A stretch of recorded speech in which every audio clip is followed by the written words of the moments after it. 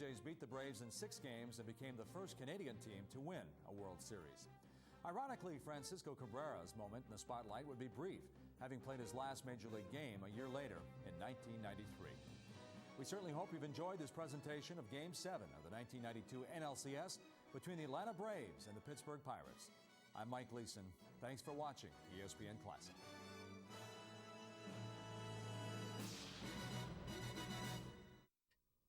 We put the Classic in Fall Classic. We pay tribute to the big dance with World Series Weekend. For 2 days, relive some of the greatest games in World Series history. World Series Weekend begins Friday, only on ESPN Classic. You're watching Classic League Championship Series here on ESPN Classic.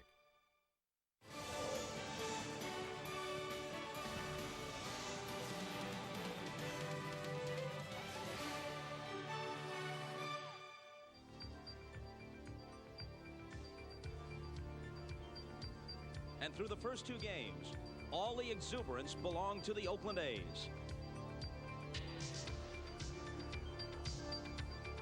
A few Blue Jays felt that Oakland might have crossed the line from exuberance to arrogance, that the A's might have been rubbing it in a bit. But when you're down 0-2 and the pennant's at stake, nerve endings can be rubbed raw. Last night at the Sky Dome, a decidedly different atmosphere. The largest crowd in the brief history of this building. Jays fans urging their club to get back into the series. Tony La Russa watched his team take a 3-0 lead in the 4th. They appeared on the verge of grabbing a stranglehold on the series. But then, the normally reserved Tony Fernandez doubled home 2 and got the crowd into it with an uncharacteristic display of emotion. Now we're set for Game 4. Oakland still leads 2-1, but the Blue Jays and their fans are ready. The quiet man, Cito Gaston, sends Mike Flanagan to the mound. Only 8-10 this year. In 1988, he was 13-13. The 1979 Cy Young Award winner for the pennant-winning Baltimore Orioles. The 2 Hendersons are at the top. They've juggled the lineup, moving Dave Henderson up to second in the absence of Carney Lansford. Canseco stays third and right. McGuire, the first baseman and cleanup man. Steinbach will be the DH with Hasse catching. Phillips ahead of Hasse in the lineup. Gallego at second. He's played short twice in the first 3 games. And Weiss is at shortstop and hitting in the 9th spot. A control pitcher. He walks as many as he strikes out. He'll pitch around a lot of hitters. And you'll have a little more room to pitch around with Carney Lansford out of the lineup. And Bob, Mike Flanagan, the kind of guy who uses his defense very well, especially in the Sky Dome. He may have been the first to discover, or John Cerruti, that if they pitch right-handed hitters away with fastballs, they can get the ball hit to center field and let the speed of Wilson, Mosby, and Felix chase the ball down in the outfield. Fernandez, we talked about him being emotionalized, which was a word of your choice, not mine. Wait a minute, you said it. Now, but it can be a very steady defensive team, and sometimes it can make all kinds of mistakes. Yesterday, Felix overthrew a cutoff man. It didn't come back to bite him, though.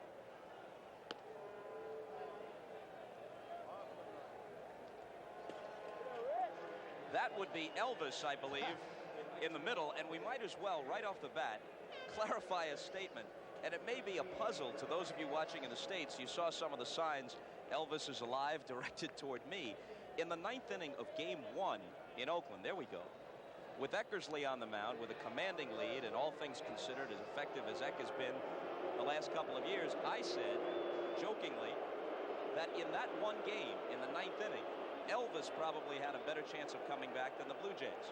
A newspaper here took that completely out of context, made it sound as if I said the Jays had no chance to come back in the series, which would be absurd after just one game, especially considering the recent history of upsets and comebacks in postseason play, and that's become a big deal here. Good-naturedly, though, for most, Ricky Henderson lifts an easy fly to center. We're underway with Mosby making the catch. An interesting part of the veteran Flanagan, he needs the outside corner of the plate. He will throw the curveball, but he and Ernie Witt will see what Darrell Cousins, the home plate umpire, will give them on the outer edge when he gets a chance.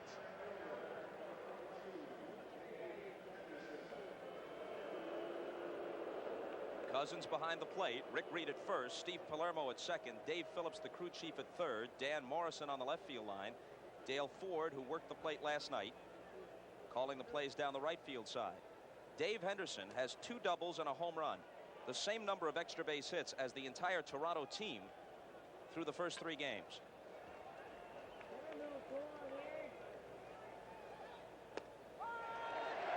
That's exactly what Flanagan would like to have from Darrell Cousins. He would like to have that portion of the outside corner and more. And that pitch you just saw was a backdoor breaking ball, and he will go out there farther. Fernandez drifting back from short.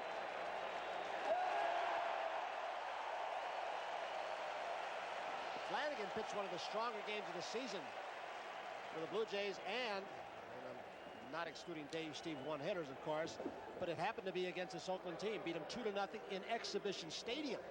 A complete game when the bullpen was struggling, but this man was not in the lineup. They had not yet gotten Ricky Henderson, so it's a little bit different lineup now, Bob. That was a 4-hitter at Exhibition Stadium. He struck out 4 and walked 1. Then he worked 6 2/3 and beat them again in July in this building. Inside to Canseco. Flanagan has always had a good sense of humor about himself, and these days he describes himself as a veteran lobber. He'll try and sink the fastball. His curve is one of the best among left-handers in the American League. At times, you can't have trouble getting the curve over, coming over the top to the right-handed hitters. He won't walk you, and he won't strike you out for the most part. The 2-0 pitch. They're going to get out of the inning 1-2-3. 3 balls hit in the air against Flanagan. Felix making the catch here. No score after half an inning at the Sky Dome. What are you hungry for? Seasoned chicken, bacon, lettuce, tomato, and cheddar in a soft tortilla.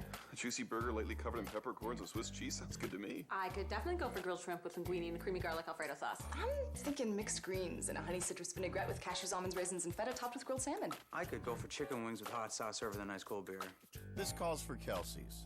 When you want a variety of great tasting classic foods to fit everyone's tastes, you want to get together at Kelsey's. Kelsey's. Classic food, classic comfort. For 40 years, Ford F-Series has been the best-selling line of pickups in Canada, setting the standard for toughness, strength, and comfort. So if you're thinking of buying a truck, request your free Unstoppable F-Series kit. You could win tools, a trip, or $10,000. You'll get this limited edition poster, and you'll learn the truth about trucks. See how our Triton and Super Duty Power Stroke engines have helped us earn best-in-class payload and towing. Find out how our built Ford tough frames help deliver a smooth, quiet ride. Learn how F-150's outboard-mounted shocks, a first and only from Ford, help deliver superior stability on and off-road. Go to BuiltFordTough.ca right now to request your free Unstoppable F-Series kit. You could qualify to win a Home Depot Ultimate Workshop, a wilderness adventure, or $10,000. Learn all there is to know about Ford F-Series, the leader, 40 years running. Go to BuiltFordTough.ca or call for your free Unstoppable F-Series kit.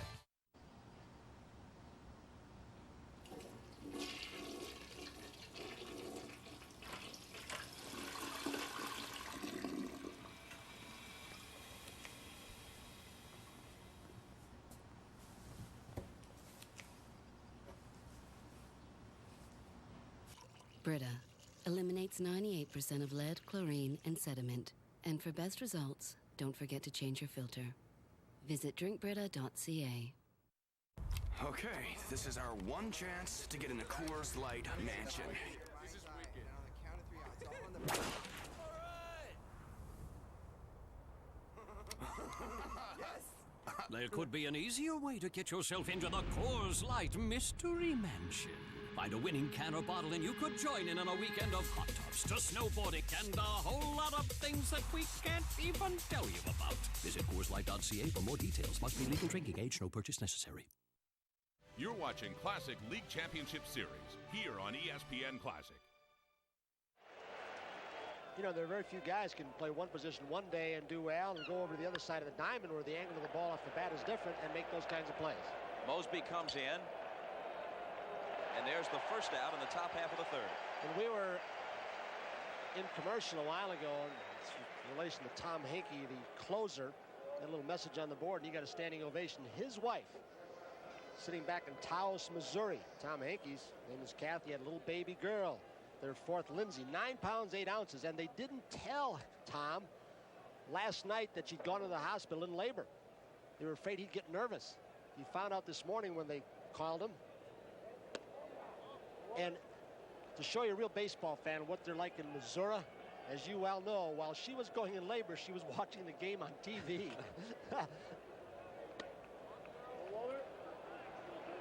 Congratulations, Kathy and Tom, for little Lindsay. Weiss at the plate, hitless in 4 trips in the series. When he won Rookie of the Year honors last year, he became the 3rd straight Oakland player to do it in the American League. Canseco and McGuire had preceded him. Here it is on 2-1. Hard hit, fair ball, extra bases down into the corner. Mookie Wilson in pursuit, and Weiss in with a 1-out double. Kelly Gruber was creeping. He was near the line, but he was creeping in, looking for Weiss to possibly start something with a bunt. And the changeup that was inside instead of out away from Weiss, he's able to get in the left field corner.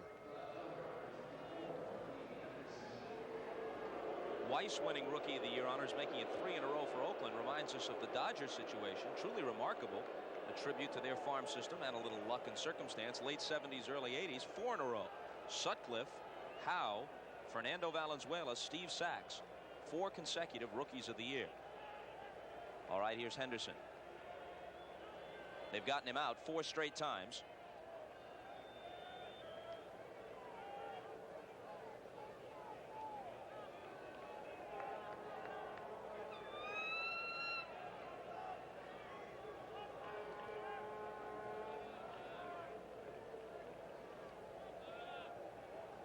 Dave Henderson on deck. Down and into Ricky, as if you need more evidence about how deadly it is to put the guy on base. They've walked him 5 times. He's scored after 4 of those walks. You know, we've talked about Mike Flanagan's outstanding move to first, but some of their left-handers for the Blue Jays are a little slow going home, and that's why Manny Lee forced to keep jockeying back and forth with Weiss at second base. Yesterday it didn't hurt him, but he left the entire right side open every time there was a man on second base. They get very aggressive leads off second base, this Oakland Athletics ball club. I mean, they do not go back. Latchman, the third base coach, will pick up one man and watch him, and the runner will pick up the other. And they'll get out there way past the edge of the dirt and are never going back to second. Look where Lee is. That decoying is done for a couple of purposes: to keep him close, obviously, in the event of a pickoff, but also to keep the runner at second base occupied so he cannot look into the catcher and relay at least location of pitch. So Lee wants to keep him active that way. It's going. Here's the throw from Ernie, and there's the steal by Walt Weiss of third base. Yeah, and if you know a series of signs, even if you can't relay it, if you are able to pick up the pitch selection, and if you see the breaking ball sign or a changeup, you get a couple of extra steps, and Ernie Wood has no chance whatsoever. The contrast is almost eerie here with 50,000. Anytime the Blue Jays do something, there's a tremendous roar. But listen to how quiet 50,000 people can be. They're in at the corners, Gruber and McGriff. Manny Lee about halfway.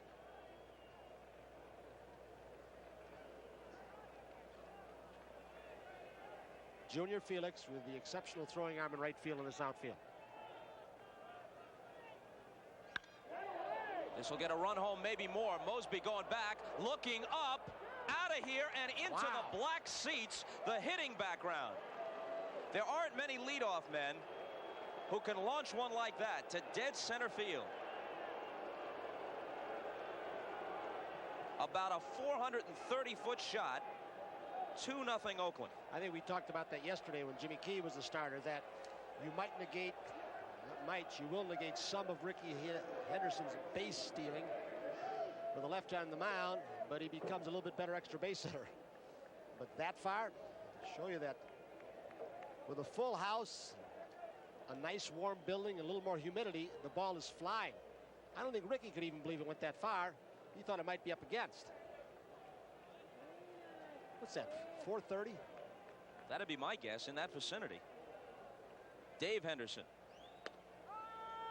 He hit one about 460 off Steve in the opening night of this series.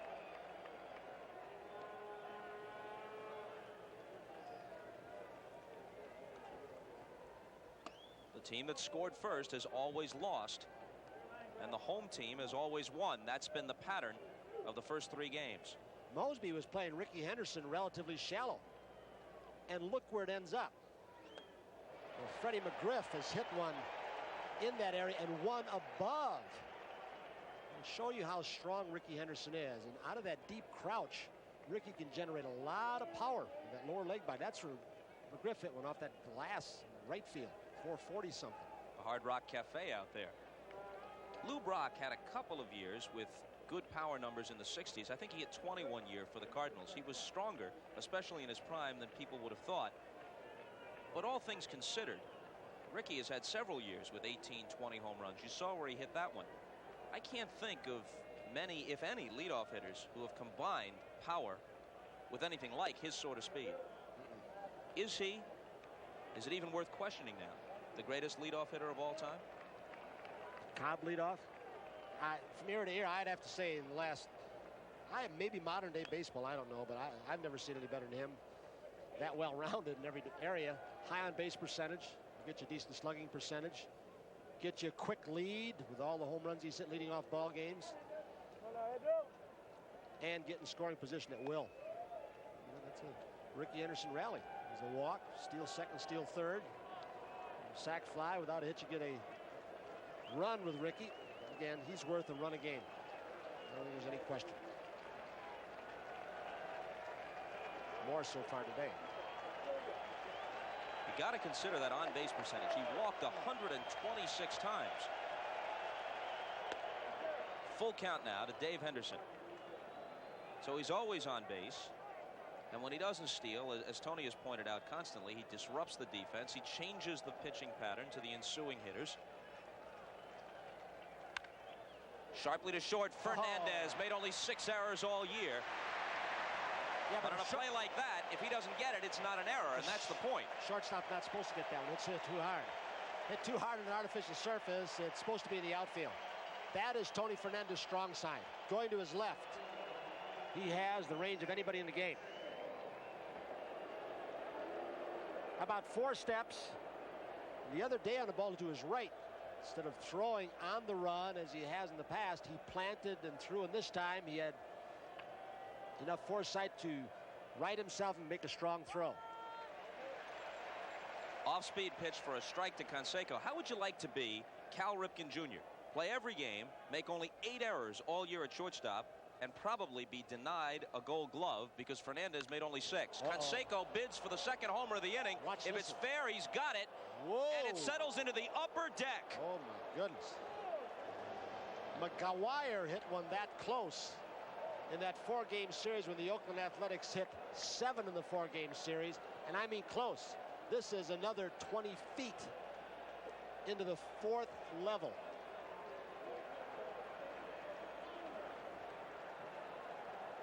A double by Weiss and a pair of monumental homers from Ricky Henderson and Canseco.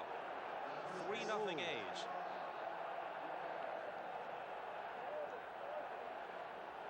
Well, this dwarfs Ricky Henderson's. We were talking 420 or 430. This is a 31-foot tall building. It didn't hit the roof. 31 stories. Holy cow.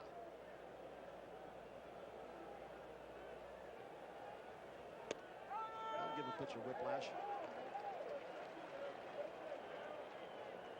50,000 people here, and I've heard libraries louder. It's like Ernie Witt's home run in Oakland. Deafening silence. Shift is on now for McGuire. Lee moves over to the third base side. That, we're told, is the first home run ever hit into the Sky Dome's upper deck. McGuire came close. Uncharted territory. 2-2. Are you a little in awe of that? I mean, when you saw that ball start out, you knew it was hit hard, and it just kept climbing and carrying. And all the defensive players were watching it. McGuire becomes the last out of the inning.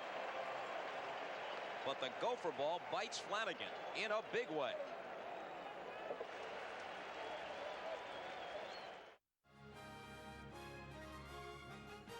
Today, I consider myself the luckiest man on the face of the earth.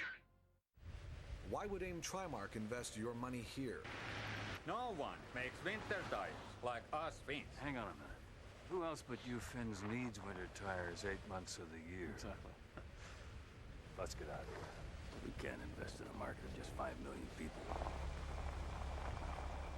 That's Russia, isn't it? It is. It's a huge market, right on your doorstep. At AIM Trimark, we see what others miss. Knowing pays. AIM Trimark.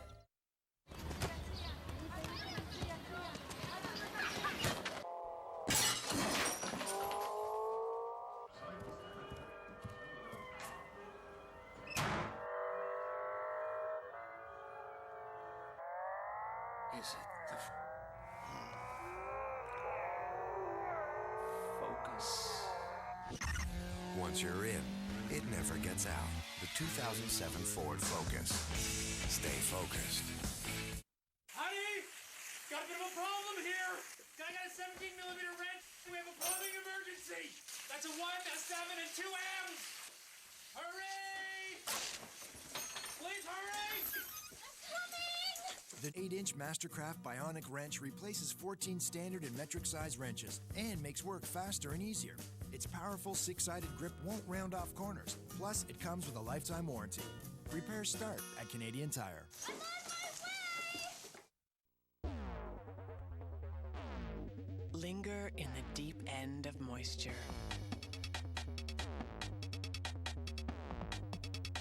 Only Olay Ribbon's body wash has a ribbon of cream streamed through it.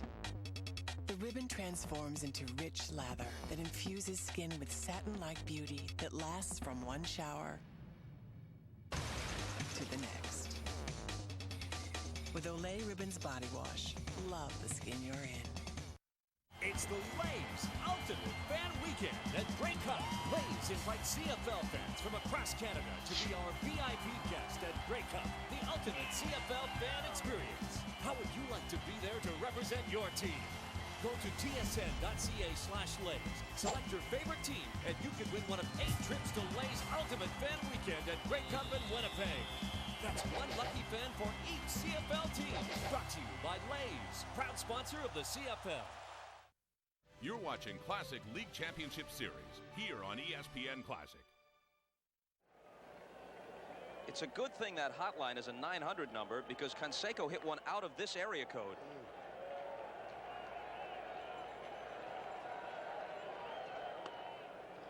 When we get a shot, you'll see Dave Parker from the dugout admiring the shot. And when you get a basher like Parker to stop and stare in awe, you've done something. Watch Big Dave, not playing today. Can you believe it, he says. Merv Retton, the hitting instructor, had to turn the other way in disbelief. Bouncing ball, Gallego. Throws Junior Felix out, and that's the way the last half of the third begins. And look at how close Junior Felix made that play with Gallego playing in and loaded with his strong arm in a hurry. He was just out, maybe a stride and a half.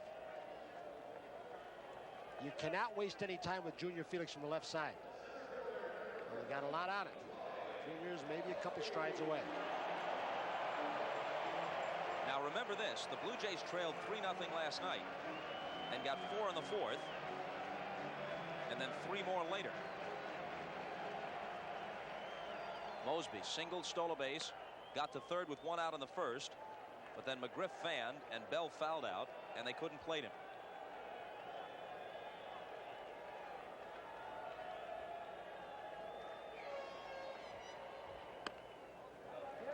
Two and 0. Mookie Wilson next. Game 1 starters come back tomorrow. Stewart and Steve.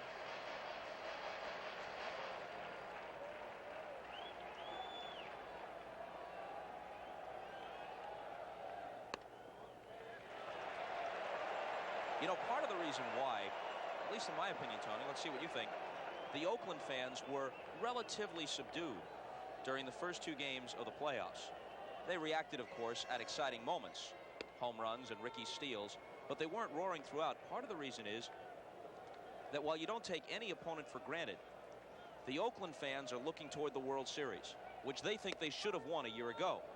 And so they are less able, at least right out of the box, to get excited about the playoffs than they would be about the World Series. Of course, if this series comes back to Oakland in a 3-2 situation or something like that, Mosby hits one up the middle, and he's got his second straight hit. If it comes back closely contested, then the A's fans should be at the edges of their seats.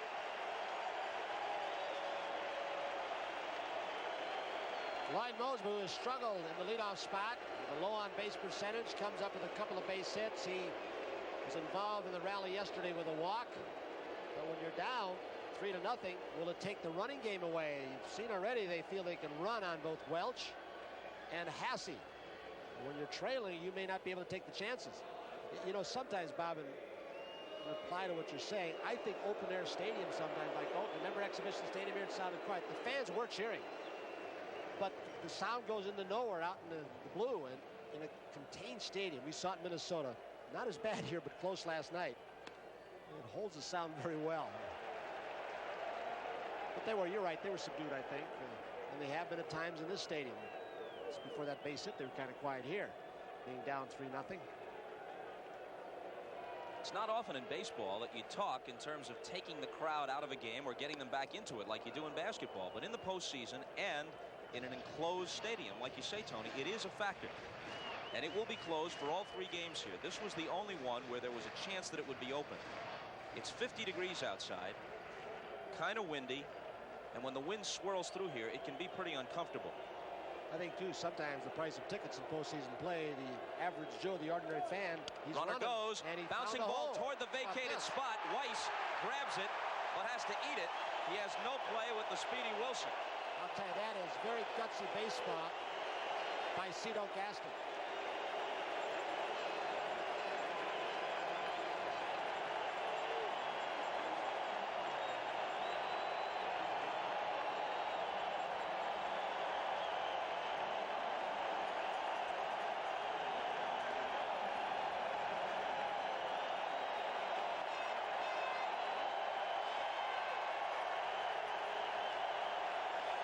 Beware, it'll get louder still, young lady, if McGriff catches hold of one here. Tying run at the plate.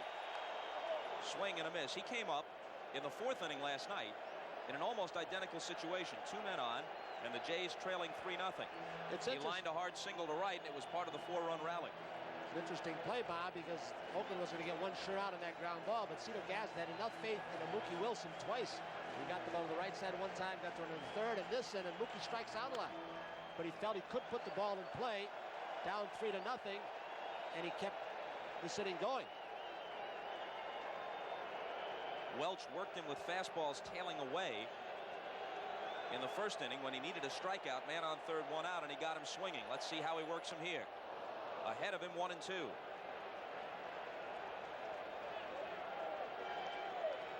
Bell on deck. Mosby at 2nd. Wilson at 1st. 1 out. Bottom of the 3rd. 3-0 Oakland.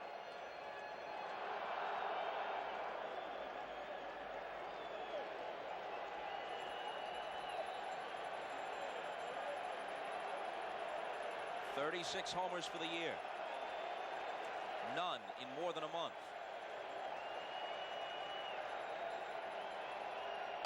Two and 2.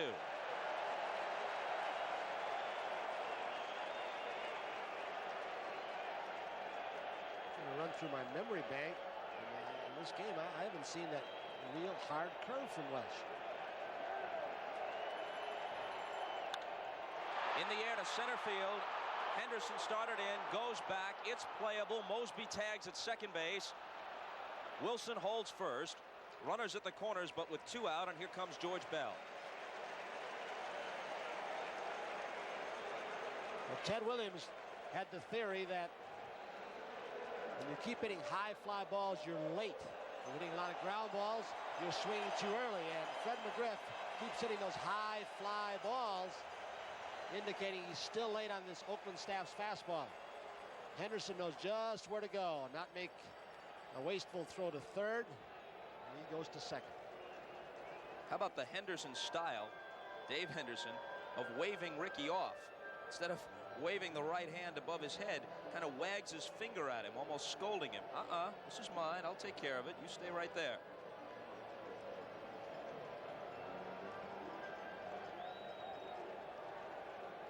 He styles.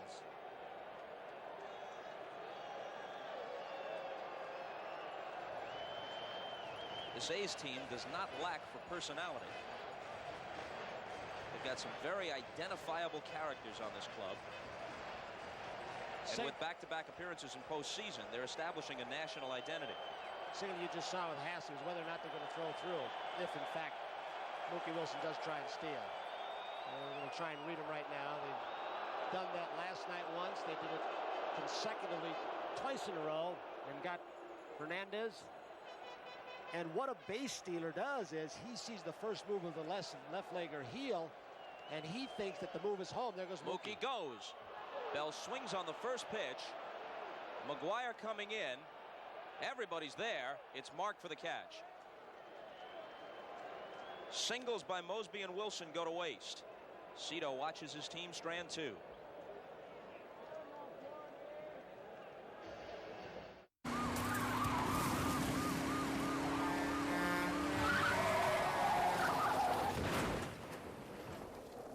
LG's new generation of LCD and plasma screens.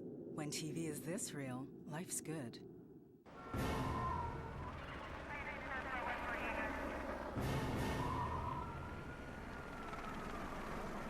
LG's new generation of LCD and plasma screens.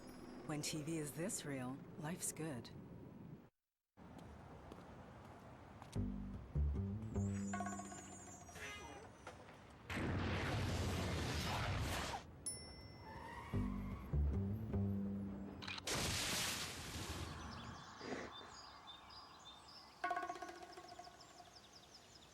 Hello.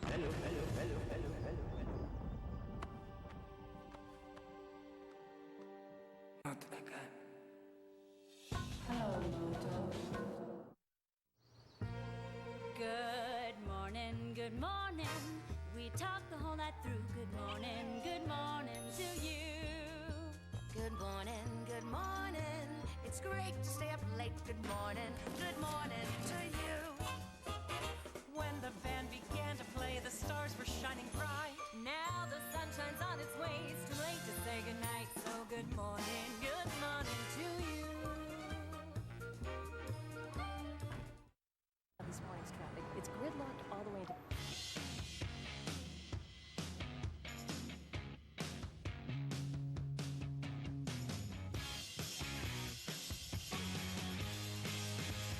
Introducing the GM Canada 160,000 kilometer powertrain warranty. It's a whole new level of confidence. With courtesy transportation and roadside assistance on every 2007 vehicle we make. It's the best coverage in Canada from the biggest brand in Canada. You're watching Classic League Championship Series here on ESPN Classic. There's the guy who caught the Canseco home run ball. When you buy a seat in this section of the stadium, you don't exactly come to the park expecting to come away with a souvenir. Steinbach fouls it back as we start the fourth.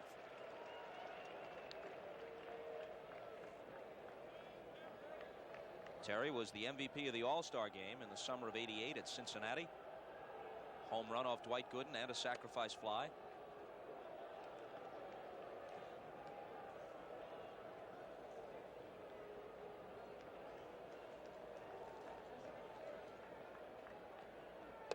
Two and one.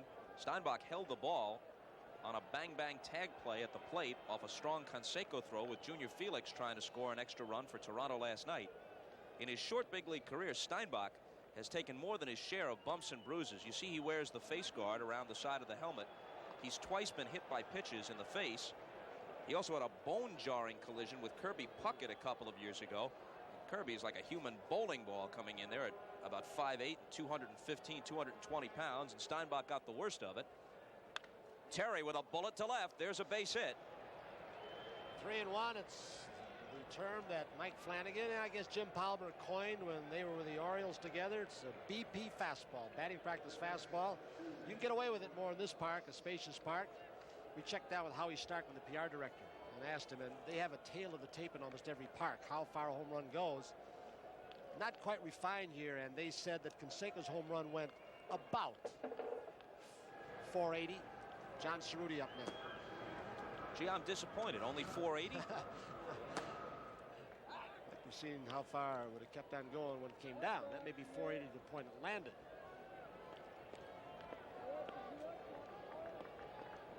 Phillips walked his first time.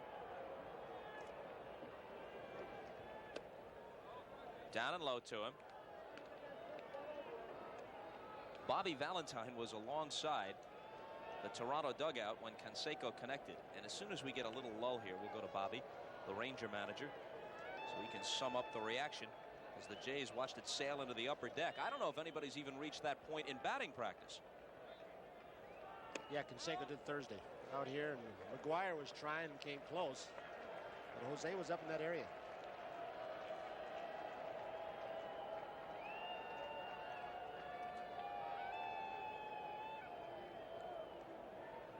I would love to have seen Canseco's swing of last year when he had 42 home runs with the 87 baseball.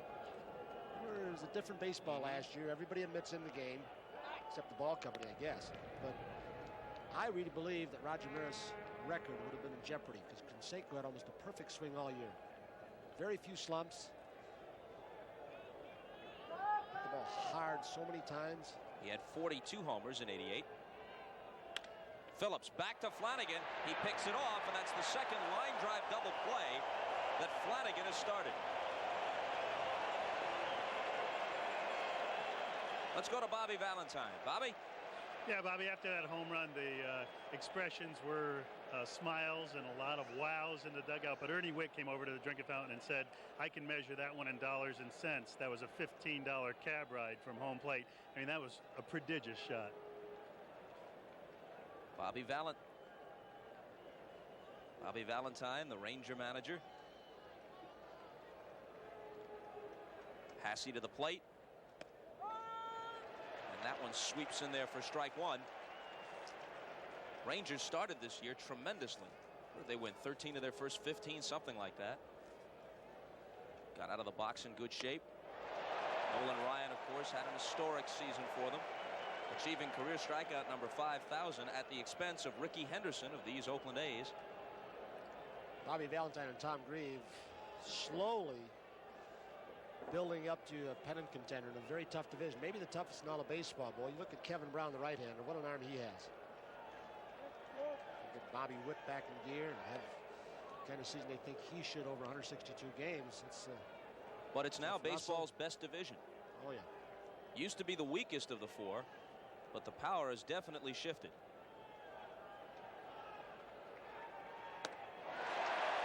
All breaking balls.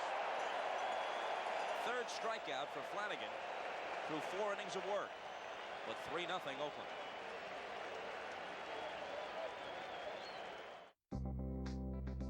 With all the skin creams out there, it takes an expert to choose. My expert choice? Total Effects. The #1 U.S. beauty editor recommended anti-aging moisturizer is Total Effects. It's the Lays Ultimate Fan Weekend at Grey Cup.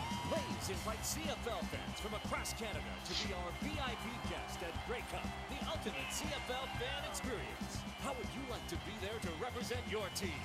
Go to tsn.ca/Lays. Select your favorite team, and you can win one of 8 trips to Lays Ultimate Fan Weekend at Grey Cup in Winnipeg.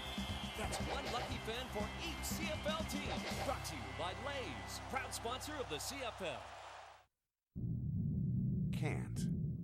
As in cannot. As in unable to. We don't believe in can't. Because can't is nothing more than won't, will not, unwilling to. Can't is just a 4-letter word. But there's another word for those who refuse to say can't.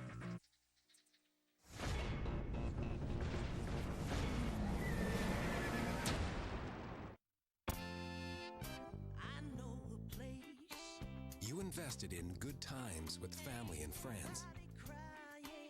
You invested in your children's education. You invested in generations to come. And you invested with TD Waterhouse because we know life is an investment with great returns. Whether you do it yourself, want someone to work with you, or have us do it for you, we can help. TD Waterhouse, wealth of experience. At The Source by Circuit City, you'll find the latest flat-screen TVs. Plus, our experts can show you exactly what you need and a few other things you might appreciate. You're welcome. Don't you just love getting to tell everyone about the no payment thing? Yes. Yes, I do. Now receive no payments and no interest for 1 full year. Plus, all Panasonic LCD and plasma TVs are on sale. And now there's 3 ways to buy them at The Source by Circuit City. My souvenir from this trip? Back pain. Went from bad to worse. But now I wear this Thermacare heat wrap for 8 hours of heat and up to 16 more hours of relief. 16 hours! I could use these every day. Thermacare. Have heat, will travel. You're watching Classic League Championship Series here on ESPN Classic. Cito Gaston has put the thread of a running game even down by 3, starting Mookie in the last inning. He's got Welsh thinking about Tony Fernandez. He's going. Pitch out. Hasse unloads. No matter. He steals it anyway.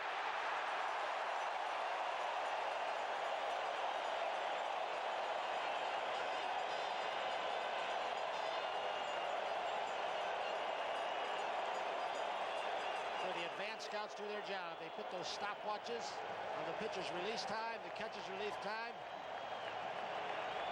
Hasse couldn't do a whole lot different. He got the pitch out in a good spot, appeared to get rid of the ball quickly. And if there's one thing that Cito Gaston may be doing more than Jimmy Williams, it's running more. But Jimmy Williams was man in exhibition at the stadium. You don't take chances losing base runners. And there's a difference. Here, runs are harder to come by. We're only in game 4. And there have already been 20 stolen bases in this series, 11 by the A's, a postseason record tying 7 of those for Rickey Henderson, 9 steals for the Blue Jays as a team. The previous playoff record for combined stolen bases in the entire series was 15 by the Dodgers and Mets in a 7-game affair a year ago. 20 already midway through game 4. It's almost like we're doing the Cardinals against the Cubs. Ernie, keep something going.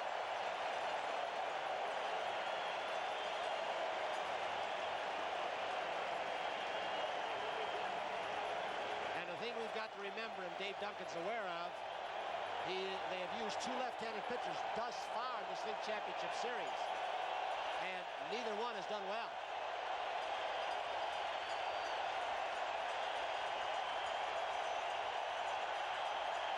La Russa dispatches Duncan to talk with Welch.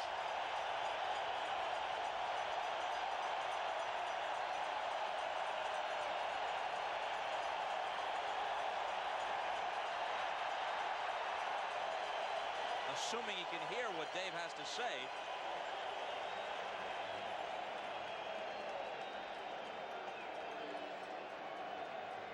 We've had our statistician, Steve Horn, charting some pitches, not only speeds, location, but as far as what the pitch is. And I'm going to ask him, I don't think I've seen a hard curveball very much. I mean, it's been fastball, little sinker balls, some fork balls. But you wonder if the very tired arm he's talking about precludes him from throwing that hard curveball. The pitch to Gruber, cut on and missed. You saw the graphic a moment ago. Kelly with a considerable amount of personal success head-to-head against Welch. Singled and stole a base against him in the 2nd inning. For Kelly, his first hit of the series.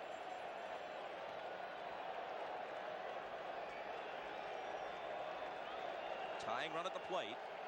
Nobody out in the 4th. Gruber hit 18 over the fence during the regular year. Manny Lee on deck. 0-2.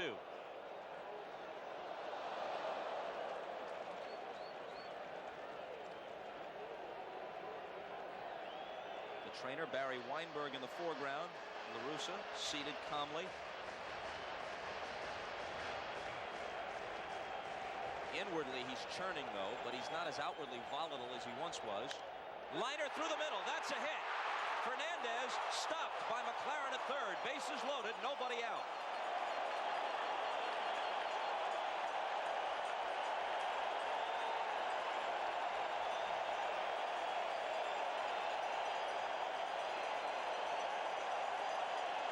Never scoff at those personal histories, which are now computerized. Earl Weaver made it a big deal when he was doing it by hand, keeping his own records. Kelly Gruber now 6 for 9 lifetime against Welch. Checking now with Art Kushner in the bullpen to see who's ready and who's throwing well. 2 years ago, no balls, 2 strikes against a pitcher like Welch. Kelly Gruber could not have handled that pitch. So he'll cut down his swing, go up the middle, and he gets a base hit, no balls, 2 strikes. Matty Lee. On the other hand, you could say 0-2. Should Welch have wasted one up and in or thrown a bad breaking ball? In contrast to Gruber, Lee hasn't been able to touch Welch in 7 previous career at-bats. A ball and a strike to him. Matty was robbed of a hit his last time up. On a bouncer toward the middle, a splendid spinning play by Gallego at second base. And at first base, Mark McGuire keeps jockeying back and forth. He did it yesterday, and Manny Lee sneaked one through the right side, but here he is trying to keep Gruber close. The most aggressive base runner and quickest on this team.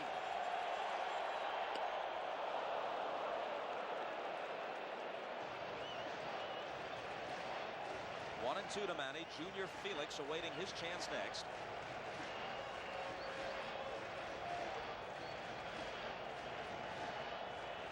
The 4th inning was the charm last night for the Jays.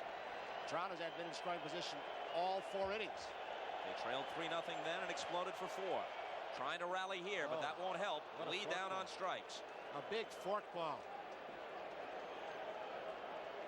Had Manny Lee way out in front.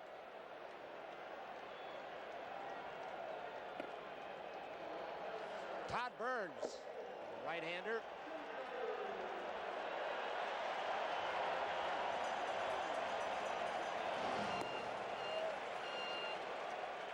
He's one of the reasons, Todd Burns, that they could let Eric Plunk and Cataray go.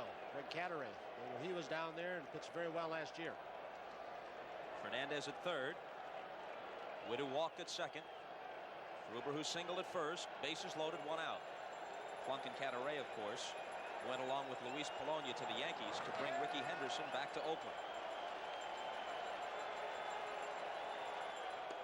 Outside ball 1. Ernie Whitnow, the guy at second base, you got to keep your eye on. Being a catcher, it's maybe all decoys, but he'll rub his right arm after the location is down, and more often than not, he's just trying to fool Hasse and not actually signaling a pitch. That time he went to the left arm. Does it mean a thing? We don't know.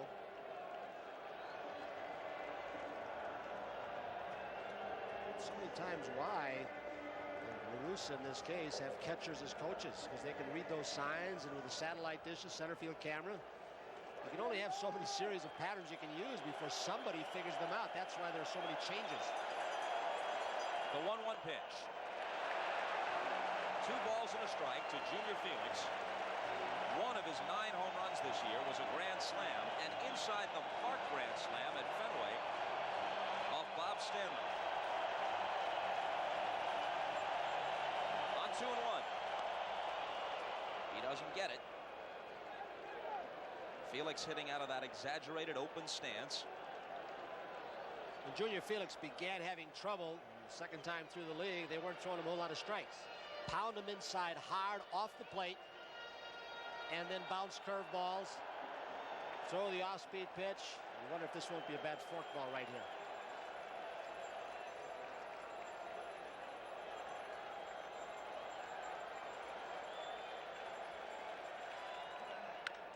Bouncing ball. Can they get 2? Gallego chasing Gruber back. Tags, flips, safe. A run scores. Gallego did the only thing he could. Gruber stopped in his tracks. Give it to Kelly Gruber, that run. If he keeps running, he tags him. They go to first base, no run. Kelly pulls up and then starts retreating. And he makes Gallego take the extra 3 steps. A brilliant try by Gallego. The call at first base by Rick Reed is safe. Gallego nearly turned it anyway. As you say, Tony, look at that little backhand flip, but Felix beats it to the bag. Either way, he's going to make it. If he throws to first, they get him in a run on the run counts. Gallego did the wise thing. Kelly Gruber was a little bit smarter.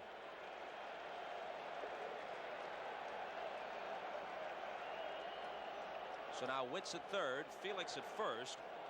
Mosby, who has singled twice at the plate. Will he start Felix with that great speed? Junior Felix with great speed, still learning to take a lead, and at times you can have a problem getting picked off. Another factor is if they do start him, the A's might not be hesitant to throw through with the runner at third base. So it's not like they concede the base.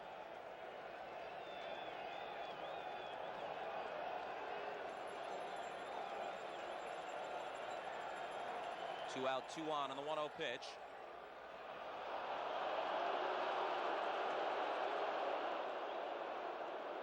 It's unusual when there's some umpires who call that you've got to make an attempt or a fake with a hand and not just step there.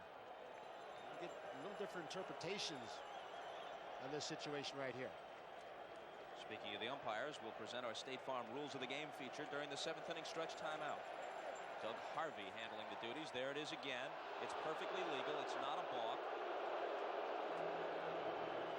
We talked about it before. If that base stealer at first is keying on, the left leg, maybe cracking the left knee, you can get fooled because you crack it going to, boy, did he speed up his delivery. That was close to a balk. It was almost a quick pitch. When the Jays had a man at third with 1 out in the first, Welch cranked it up, and Fan McGriff then got Bell to foul out and held the Jays without scoring. Here, with the bases loaded, nobody out, he struck out Lee. Now the count 2-1 to Mosby. After Lee's strikeout, Felix bounced one to second. A run came across as they got Gruber on the tag play between first and second. But Welch, if he can retire Mosby, will have minimized the damage, and the Jays will come out of it with only 1 after having the bases loaded and nobody out. Mookie awaiting his chance if Mosby can prolong the inning. He goes on 2-1, and it's fouled off. Overall, this has been a problem for the Blue Jays. I mean, they've had difficulty getting base runners over the last 3 weeks or the month, but when they do, hitting with runners in scoring position. Seeing a little bit of it today already through the first 4 innings. And it hasn't been just one man. It seems to be a team thing.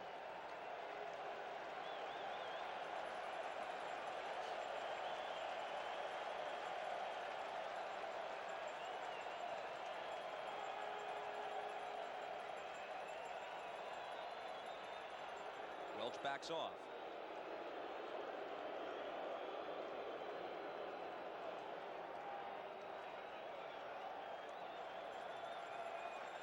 Now here it comes, and he struck him out with the forkball. 2 strikeouts in the inning, and we're back after these messages from your local station. Now everyone who opens a new Scotia One account can get a free return flight. Hi, I'd like to take the 3:20 flight, please. Oh, you must have heard about our Fly Free with Scotia One offer. Just 1 bag to check, and no, I did not leave it unattended. Yeah, so let's set up the account. Great. You'll get unlimited checking, transfers. Is that the pilot? For just $9.95 a month. Fly to select Canadian and U.S. cities. Offer excludes flight taxes, fees, and service charges. Some conditions apply. It's a tiny terminal. Yeah. You're richer than you think. Scotiabank.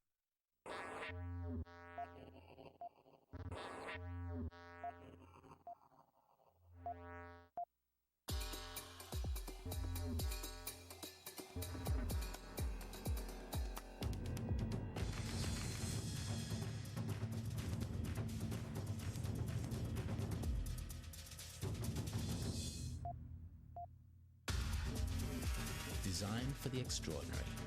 The Range Rover Sport by Land Rover. A robot can make a car.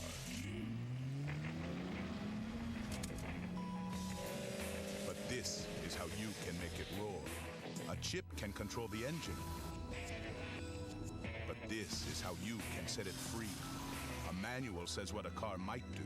Now discover what it wants to do. Give it the edge. Give it Syntec. No leading oil provides more horsepower. For maximum power, great cars want more than just oil. Give them Liquid Engineering. It's the Lays Ultimate Fan Weekend at Grey Cup. Lays invite CFL fans from across Canada to be our VIP guest at Grey Cup, the ultimate CFL fan experience. How would you like to be there to represent your team? Go to tsn.ca/Lays. Select your favorite team, and you can win one of 8 trips to Lays Ultimate Fan Weekend at Grey Cup in Winnipeg. That's one lucky fan for each CFL team. Brought to you by Lays, proud sponsor of the CFL. First, when there's nothing but a slow, glowing dream that your fear seems to hide deep inside your mind. What a feeling! Yeah! Bids believing! Yeah! I can have it all now. I'm Dancing for my life. What a feeling! You're watching Classic League Championship Series here on ESPN Classic. As we go to the 7th, let's take a look inside the roof room. This is like the place where the great and powerful Oz sits, controlling everything behind the scenes, manipulating those levers, and that's how they open and close the dome. They can do it in just about, what, 22, 25 minutes? Yep.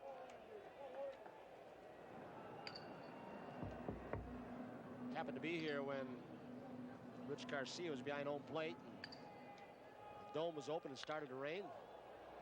Weiss hits one well to right center field, but Mosby gets back and makes the catch as Ricky Henderson leaves the on-deck circle and heads for the plate. Let's review what he's done as the dominant figure in the series to this point. With his legs through the first 3 games, 7 steals, tying the postseason series record held by Lou Brock, who did it in World Series play. And today, a couple of home runs, a boomer to dead center field, and then a wicked line drive that just got over the fence right down the line and left. Haven't been too many of it. 3 home runs in 1 league championship series game. It's only happened twice. Bob Robertson, the big right-handed hitting first baseman for the Pirates in the '71 playoffs against the Giants. Bucks went on to win the World Championship that year, beating the Orioles in the series. Roll it as short. Fernandez can't waste any time getting rid of it, and he cuts Ricky down. And the second time for a 3 home run game in the LCS, it was George Brett at Yankee Stadium in 1978, all 3 of them off Catfish Hunter.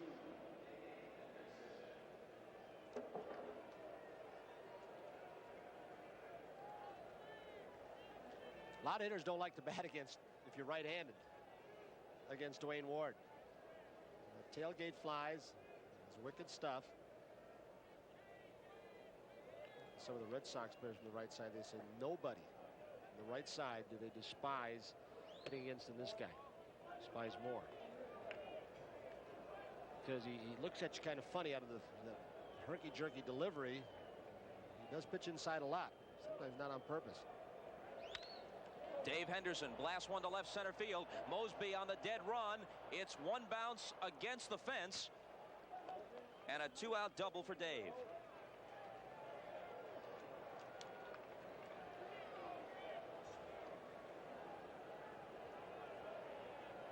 I don't think Dave Henderson can believe this ball carried that far.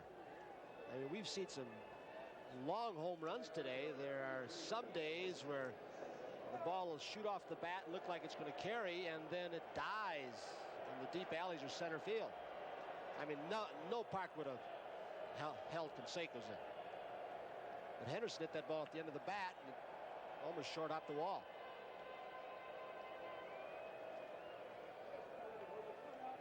Shift is on again in the infield for Canseco. Flied out. Sent a 480-foot home run to the upper deck in left in the 3rd and then struck out. When you asked me the last time Canseco was up among the longest home runs, I was just going to get to the one Mickey hit, Mickey Mantle in Yankee Stadium off Billy Fisher. I don't think they ever estimated the distance. They did say 660 feet officially in the Guinness Book of World Record, the one Mickey hit in Detroit. I guess that's official in Guinness now. But I don't know what the one was Yankee Stadium to right. 660? No. They said, you betcha. 660? Yes, sir. That's what the Guinness book said? Landed on top of a lumber yard beyond the right field fence. What, it landed on a truck and then the truck drove away and that wound up 660 feet away? No, sir. The guy saw it hit.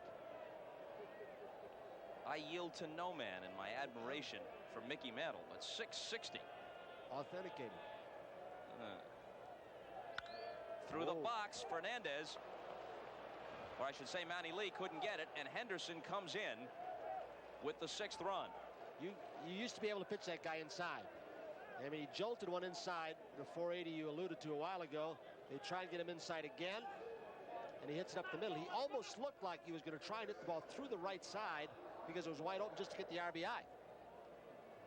He was trying to hit it away from the shift and got it right up the middle. You have to be strong to be able to do that with a pitch bad under your fists. You see a guy moving to his left on a ball hit up the middle, and automatically you think it's the shortstop. But with the shift on, that ball was hit very nearly right through the middle and yet to the left of the second baseman Manny Lee, who was positioned behind second base.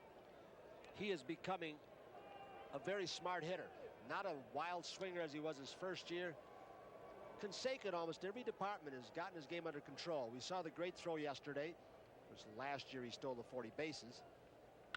McGuire, a wicked shot to right center field. Canseco around second, headed for third as Felix cuts it off. McGuire is content with a single. He's 2 for 4.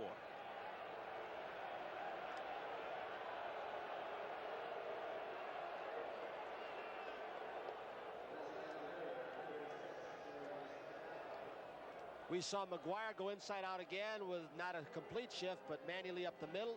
Canseco just did it before that to get an RBI. These are all those carryovers from the late Charlie Lau, and Merv Rettenmund has a lot of his theories also. Look at Ernie Wick. They tie him up inside. He can't get the hands out. You can see his arms are all but pinned to his body. You say, boy, that's a perfect pitch. Except for one thing, you got one of the strongest guys in the game, if not the strongest. Steinbach 1 for 2 with a walk. Ward from the stretch, inside. Tony La Russa says he takes an almost personal stake in Jose Canseco's ultimate place in baseball history. Obviously, he's got a direct selfish interest in seeing Canseco perform as well as possible, as long as La Russa manages the A's, to help them toward pennants. Bouncing ball to short. Fernandez backhands. Quick flip to Manny Lee at second for the force play to end the inning.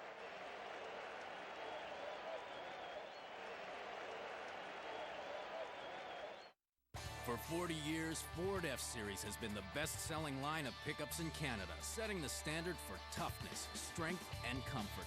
So if you're thinking of buying a truck, request your free Unstoppable F-Series kit. You could win tools, a trip, or $10,000. You'll get this limited edition poster, and you'll learn the truth about trucks. See how our Triton and Super Duty Power Stroke engines have helped us earn best-in-class payload and towing. Find out how our built Ford Tough frames help deliver a smooth, quiet ride. Learn how F-150's outboard-mounted shocks, a first and only from Ford, help deliver superior stability on and off-road. Go to BuiltFordTough.ca right now to request your free Unstoppable F-Series kit. You could qualify to win a Home Depot Ultimate Workshop, a wilderness adventure, or $10,000. Learn all there is to know about Ford F-Series, the leader, 40 years running. Go to BuiltFordTough.ca or call for your free Unstoppable F-Series kit. Take, take, take. That's what some cleansers do. Luckily, there's new Olay Hydrate and Cleanse Microbead Cleansing Serum. Its Olay Hydrators refortify your skin's moisture, so get a cleanser that actually gives more than it takes.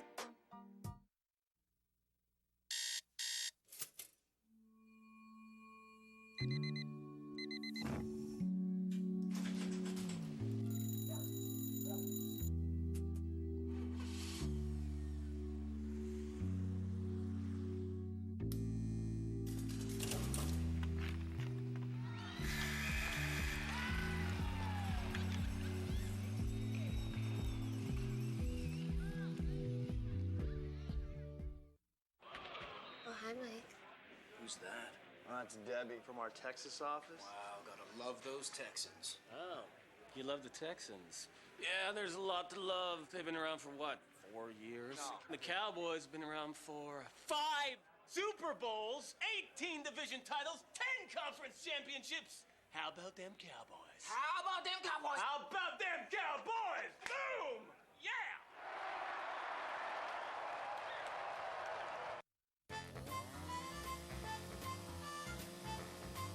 Right now, pick up a free Wood Pro kit at a steel dealer near you. Get real power. Steel. Get the job done. You're watching Classic League Championship Series here on ESPN Classic. When La Russa speaks of Canseco, he's not overstating for effect when he says that this guy can be more than an all-star, more than just a Hall of Famer, if there's such a thing as just barely making the Hall of Fame. He can possibly be one of the 15 or 20 greatest players who's ever played. And La Russa takes a personal stake in Canseco's ultimate niche in the history of baseball. McGriff swinging and missing as Honeycutt goes to work in the last of the 7th. The way Tony puts it, he says, look, in the natural course of things, if he doesn't work, if he doesn't concentrate as hard as he's capable of, if he doesn't devote himself fully to baseball, he is still going to hit 30 home runs, bat around 280, drive in close to 100 runs for 6 or 7 years in a row on natural talent alone. But if he applies himself, and if he's lucky enough to avoid serious injury and comes close to maximizing his potential, then we're talking about one of the greatest ever. And it's La Russa's job to make sure he doesn't go off the spool somewhere between now and then. He's only 25. Still got a lot of years. And La Russa insists, which every manager should, some don't, that your practice habits are good, but every time you take the field, you play the game right. And the ability will take over. Play it hard and play it right. And that's one of Tony La Russa's strong suits, called out. He's looking for a curveball. You know, I would think that with Honeycutt having struggled, and is better today, of course, you can see that he still might want to get Eckersley in there for an inning or so to finish this game off. Just to keep when, I don't know. After Honeycutt struck him out, McGriff is now 0 for 4. He's 2 for 16 in the series. He struck out twice today. Here's Bell, 0 for 3 officially. Reached on an error his last time up when Ricky Henderson dropped his liner. The left-hander Cerruti getting ready in the Toronto pen.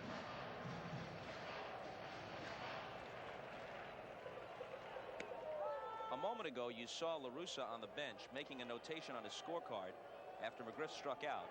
He has every lineup card of every game he's managed since 1986. He didn't keep them all from his years with the White Sox, but he has all the Oakland scorecards, and he uses those notations and personal observations to supplement the scouting reports and the computerized sheets he gets. He's got a pretty good background for baseball. Al Lopez, down in the Tampa area, Ybor City, was a close friend of Tony's father, and Tony used to run the scoreboard. Semi-pro games down there. He got $2.50 a day. He just prayed for those double headers when he made 5. Hang those numbers up by hand. So baseball is in his blood, and got the law degree.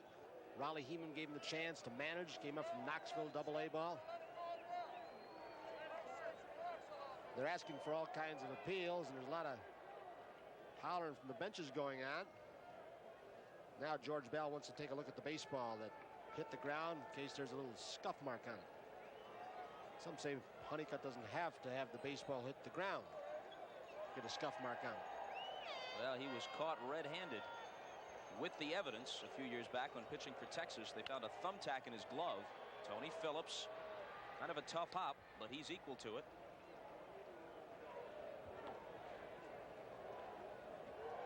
Bell is 0 for 4 as he goes out 5 to 3. And up comes Tony Fernandez.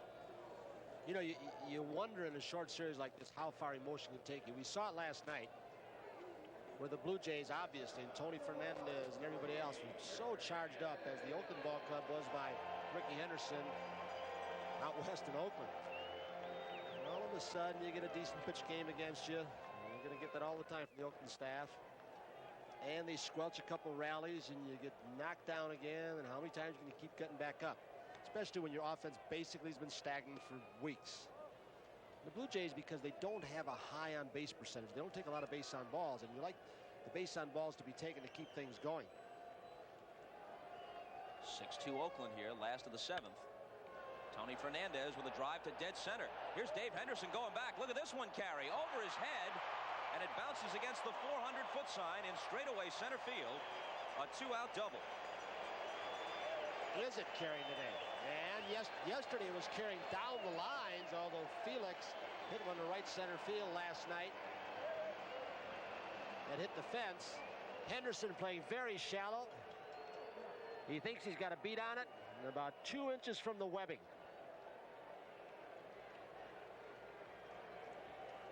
You got the kind of lead they have, 4 runs. You can take a couple chances, and with 2 outs, he plays Fernandez shallow and he gets burned deep. Dave Henderson, a much better defensive center fielder than people might think. Oh yeah, when he's healthy, he is. When his legs are healthy. You know, the public image of him is hitting the big postseason home runs, and you can overlook what he does with the glove. He hit the fence pretty hard, but this wall is padded with about 6-inch some kind of foam, so when you hit it, it's a kind of a comfortable hit.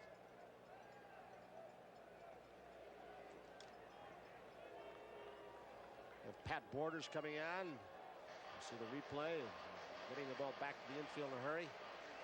So as you noted earlier, Tony, with a left-hander, they make the percentage move and go to the right-handed hitting catcher Borders instead of the lefty swinging Witt, and it's the first pinch hitter, first man off the bench, that Gaston has used in any capacity in this series. He's gone to his bullpen, but not to his bench before this. And Borders immediately comes through. Fernandez runs right through the for side. The plate. There's no play on him. John McLaren held him up, thinking if Ricky does unleash home, he doesn't want Fernandez thrown out. This is something that now Fernandez gets a big hand, but the stop sign was there. I mean, if Ricky comes up throwing, if he makes a good throw, or if Fernandez stumbles, you don't want to take a chance 4 runs down. So Fernandez, by running through McLaren's stop sign, gets an RBI for Borders. Ricky saying, nah, I'm not going to throw him out. Playing deeply. Watch this. Watch John McLaren saying, whoa, Tony. Okay, so he does run through the stop sign, but the next question, was it an overly cautious stop sign? Hey, you're 4 runs down. There you can see right there. He's stopping, but he can't. No, you're 4 runs down. What the heck? Sure, you got to run. You're 1 run closer. What if he tripped and stumbled? What if Ricky unleashes the throw of his life? You're out of the inning. Well, if it takes that kind of adversity or that kind of excellent play to do you in, maybe it's worth the chance. You're trying to get something going with 2 outs. He's off with the crack of the bat. If he does throw through, the guy who got the hit moves to second, and he's in scoring position if Fernandez is safe at the plate. See, to me, this is an opposite situation of yesterday, where the Blue Jays had something going, the possibility of a big inning. They send Felix. Canseco throws him out. But the team was on a little bit of a roll at that time. Sure, he scored, but this is something that the Blue Jays have been lax at, running through stop signs, getting picked off, and it'll make a third base coach very conservative in many cases because things do go wrong. Bobby Valentine's got a little input on this. Bobby? Yeah, we just have Tony Fernandez putting his hitting shoes on every time he goes to the plate, protecting that knee injury, and we're going back with Kelly Gruber at the plate. Gruber has 3 singles and a stolen base. Let's go back to Bobby so we can elaborate on that point. Bob? Yeah, with the turf here, you have Tony Fernandez, who's one of the few players who does, in fact, change his spikes. He wears the turf shoes when he's on defense and then the spikes when he's at the plate, and it seems to be working real well for Tony today. When I say Bobby, I mean both Bobbies, you and Bobby Valentine, Mr. Costas, but he used to wear a very heavy brace after the knee surgery. He limped around all last year, and the shoes apparently help him with the traction and maybe a little bit easier on the knee, as you said, Bobby Valentine.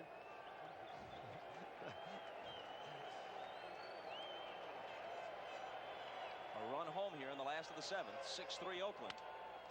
They might get Gruber for the first time today. Gallego gobbles it up and throws him out. Borders with a pinch hit RBI single. But Toronto still trails by 3 with 2 innings left for them. With the hat trick, number 26, Mike Floyd.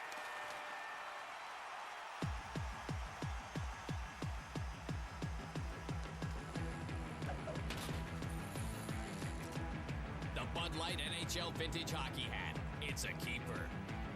New season, old rivalries. Score one of 23 NHL vintage hockey hats and specially marked cases of Bud Light. You won't find these Bud Light retro hats anywhere else. Bud Light, proud sponsor of the NHL. Must be legal drinking age. No purchase necessary.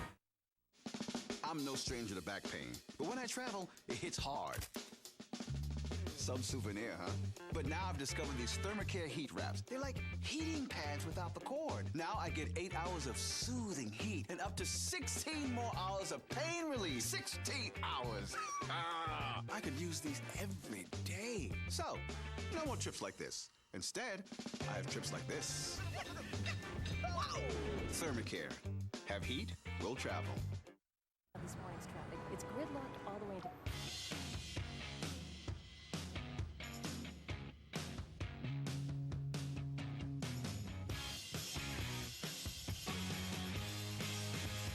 Introducing the GM Canada 160,000 kilometer powertrain warranty. It's a whole new level of confidence. With courtesy transportation and roadside assistance on every 2007 vehicle we make. It's the best coverage in Canada from the biggest brand in Canada. The last sound you hear before you step on the field. Click, clack.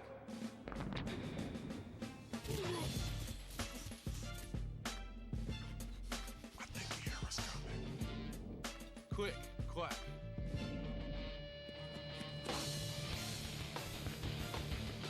Click, click. Click, crack. I think he heard us coming. Now everyone who opens a new Scotia One account can get a free return flight. Hi. I'd like to take the 320 flight, please. Oh, you must have heard about our Fly Free with Scotia One offer. Just one bag to check, and no, I did not leave it unattended. Yeah, so let's set up the account. Great. You'll get unlimited checking, transfers. Is that the pilot?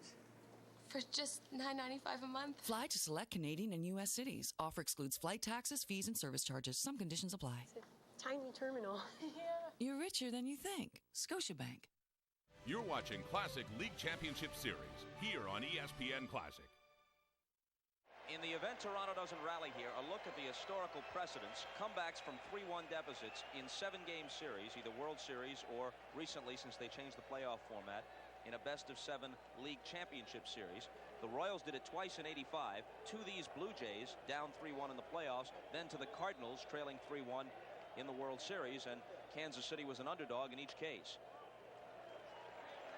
Let's pop it back up there for a second. It's going to be very difficult for Toronto if they don't win here, not just to win tomorrow, that's well within the realm of the possible, but to win the last 2 in Oakland. Tough enough to win 3 straight against the A's, but they are so good in their own park. Looking at this list, the 58 Yankees won the 5th game at Yankee Stadium to get back to 3-2, then took the last 2 from the Braves in Milwaukee. Tigers did the same thing to the Cardinals in 1968, winning the last 2 at Busch Stadium. Mickey Lolich beating Bob Gibson on 2 days rest. And in 1979, the Pirates were down 3-1 to the heavily favored Orioles, won Game 5 in Pittsburgh, and then broke Earl Weaver's heart by taking the 6th and the 7th in Baltimore. So it's been done both ways. Lee hits it back off Honeycutt's glove. Rick hustles after it, falls down, has no play.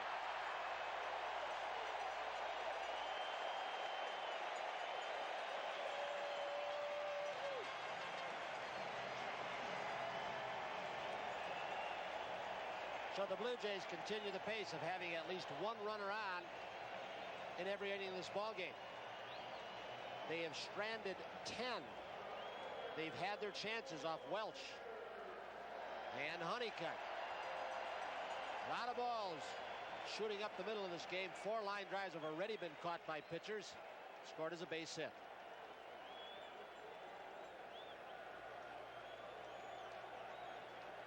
Up steps Felix, one of the many Toronto switch hitters. You know, there's been a lot done by the 8th and 9th place hitters so far in this series. 10 times have Oakland 8th and 9th hitters been on, and we've seen that again today. Last night, Lee and Felix thrown in the lineup. Here comes Dennis Eckersley, at least starting to tune up. Each team with 11 hits. A bouncing ball to third. Phillips doesn't look at second, takes the sure out. Lee in scoring position with 1 down.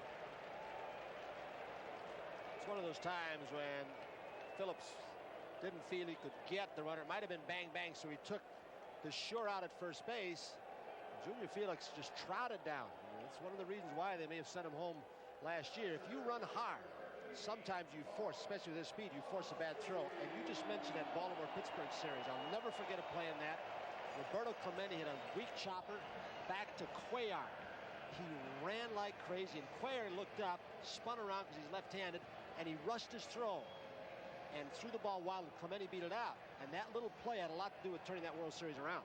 I can still see it. That was in the 71 series. Oh, yeah. Dominated by Roberto Clemente. Mosby cuts and misses. You know, you say, oh, it's a sure out. Well, sometimes they're not that sure outs. In postseason play, the pressures build up, and the third baseman might let it get away if you hustle.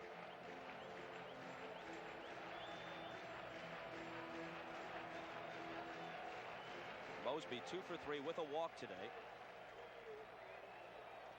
You can see what La Russa did. He gave the sign just to see if there's any location given. He wanted Honeycutt to get the sign, then step off so they could see what Manny Lee's doing at second base. See if there's any relay. Mookie Wilson on deck. Is there a more thorough manager than Tony? I guess there are, but Tony La Russa is a real detail man. He sees the whole field at all times.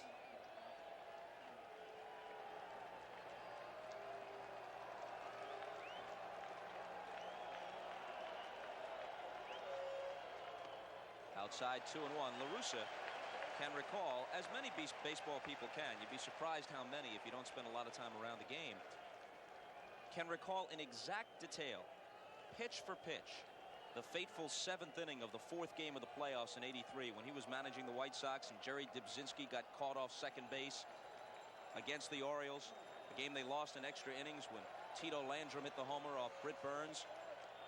It gets away. Lee's going to third, and he's there with 1 out. That was a wicked-looking sinker ball.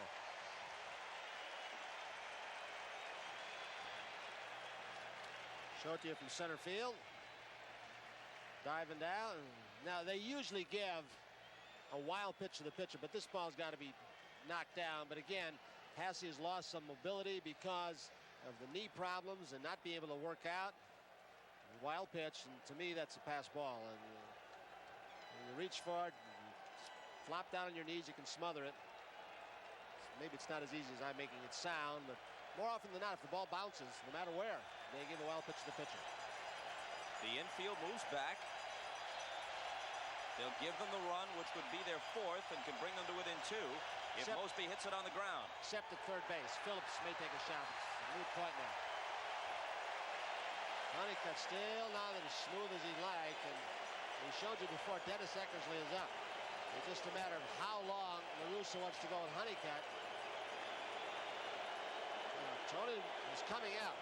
He knows the matchup that Mookie Wilson is not as good right-hander than left, but that doesn't matter with Eckersley. Mookie is the tying run. You got one of the best closers in the game, you use him. And he's going to use him. Give Eckersley a little breathing room.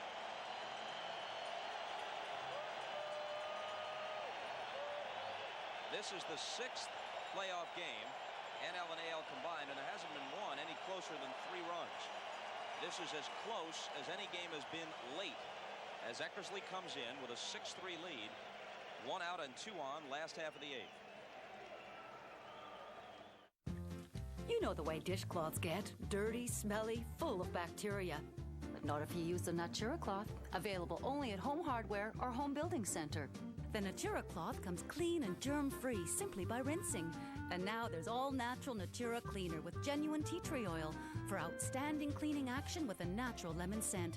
It cleans just about anything safely and effectively. Natura all-purpose cleaner and the amazing Natura cloth. Only at Home Hardware. Help is close to home.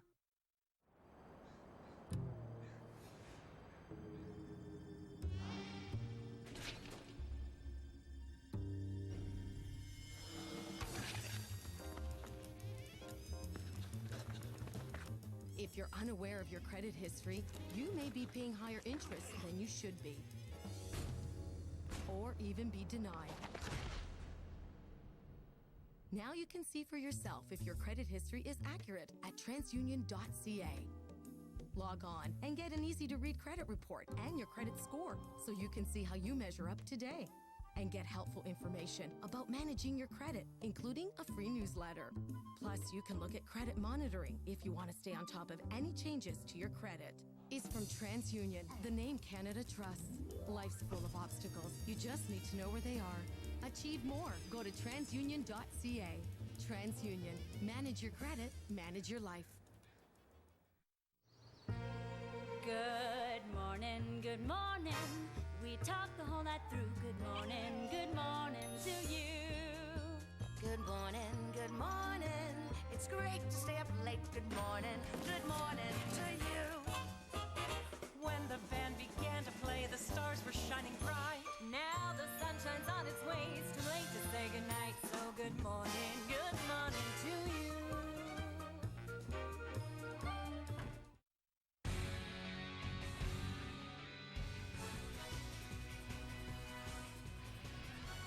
Where the legends come to play. You're watching Classic League Championship Series here on ESPN Classic. Up steps Mookie.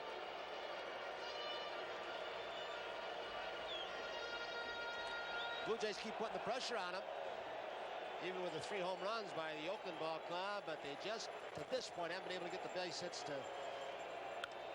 A bouncer over the mound. Gallego shovels it to Weiss, on to first, safe. Mookie beat it, and they get a run.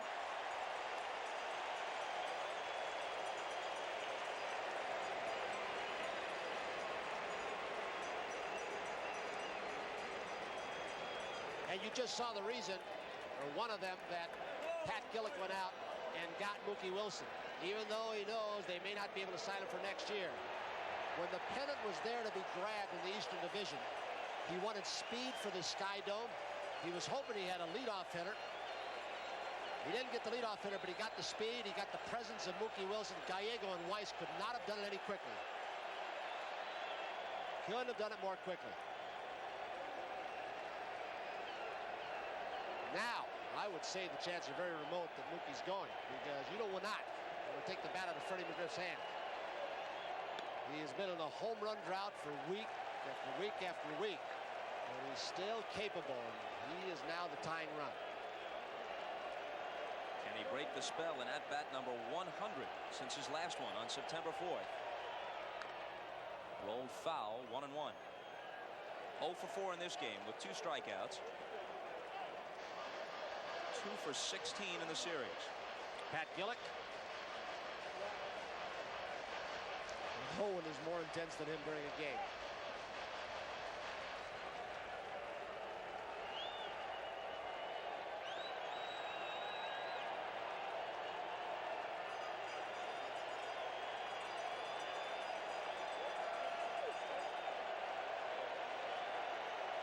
Eckersley's 1-1 pitch. The runner goes, and it's fouled back. So Cito, you may say he's playing against the book, which you see a lot of tonight with Don Zimmer and Roger Craig. Cito also knows he wants to create a hold. Done it before. He did it in one of the key games at the end of the season. 1st and 3rd, started Mookie Wilson up, and McGriff got a base hit, made it a 1st and 3rd. And because he's slumping, he's trying to create some holds. Chant of Blue Jays, not going this time. Hasse throws behind Mookie, but he's back easily.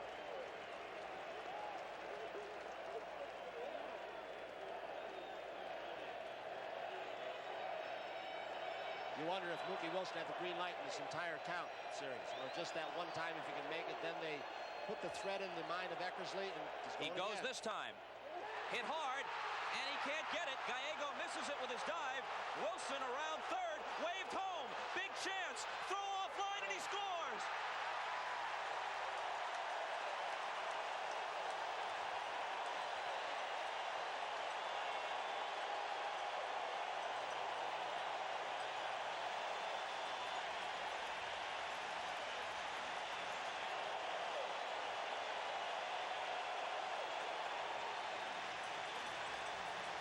Mookie Wilson ran the Blue Jays into 2 runs in this inning. Not many other hitters would have beaten the potential double play at first earlier. Now he's running on this ball hit by McGriff, and he scores all the way from first. So we saw the strength of Canseco's throwing arm yesterday on Felix. With Mookie going, the ball glances off the glove of the second baseman Gallego. McLaren waves him on. A strong arm yesterday and a erratic arm today. If that ball's anywhere near the plate, Mookie's gone. So McLaren this time, with a faster runner than Fernandez, took a chance and got away with it. McGriff held first, and that's a big play. If he had been able to move up to second as the throw came through, the tying run would be in scoring position. Here's Bell. You know, late in the season, there were times, and that was with the expanded rosters, Freddie McGriff was pinch run for by Tommy Lawless. In fact, there was one game, the extra inning game on that Friday night, McGriff and Bell were both out of the ball game when it was won because of pinch runners.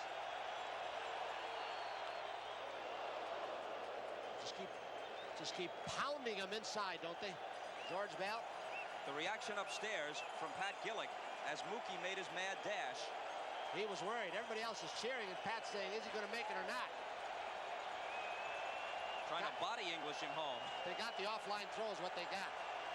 Brazen move by McLaren. Canseco's throw ran wild. Ooh. 1-2 to George Bell. I still say a worthwhile chance to take. You know, you make him make a good play. If he throws you out at the plate, fine. You know who's coming to bat?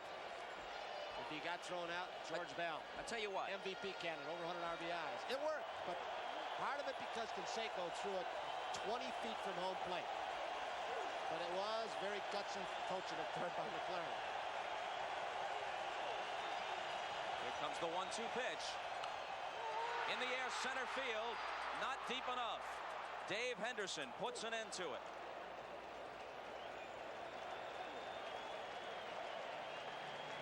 But they creep back to 6-5. What do you get for the service charges your bank makes you pay? Do they make your savings grow? Most banks pay almost no interest.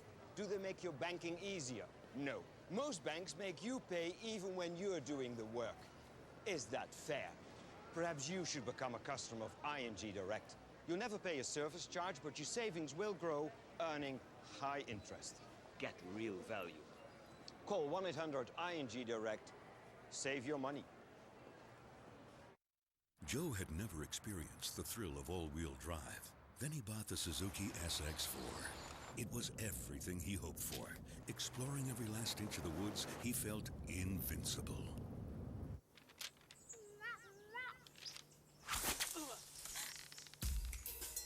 That it was later captured by rabid wolf boys isn't of consequence.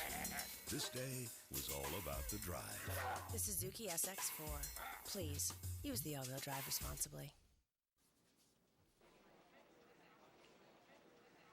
Think it'll work? Oh, yeah. Who gets to push it? Well, you know, we've all suffered equally, right? I think we all should. Okay. It's easy. Nice work, guys. See you at lunch. Get the easy button and get even. Save on color copies just 39 cents each during our Thank You Canada event. Staples Business Depot. That was easy. First, when there's nothing but a slow, glowing dream that your fear seems to hide deep inside your mind. What a feeling! Yeah! Bids believing. Yeah! I can have it all now. I'm dancing for my life. What a feeling! It's the Lays Ultimate Fan Weekend at Grey Cup. Lays invite CFL fans from across Canada to be our VIP guest at Grey Cup, the ultimate CFL fan experience. How would you like to be there to represent your team? Go to tsn.ca/Lays, select your favorite team, and you can win one of 8 trips to Lays Ultimate Fan Weekend at Grey Cup in Winnipeg. That's one lucky fan for each CFL team. Brought to you by Lays, proud sponsor of the CFL. You're watching Classic League Championship Series here on ESPN Classic. George Bell retired on the fly ball to center to end the threat in the 8th. 0 for 5 today. 2 for 16 in the series, an average of 125. Both his hits singles. He also has a sacrifice fly. Many times, Bob, you pick one hitter in a clubhouse meeting, pre-game meeting or pre-series meeting that you want to pitch around or really make perfect pitches on. It's obviously George Bell, and he hasn't gotten a whole lot to hit. When they wanted to get the ball under his hand inside with something on it, almost every pitcher thus far has been able to do it. Just haven't made a mistake and let the ball drift out over the plate to this point on George Bell.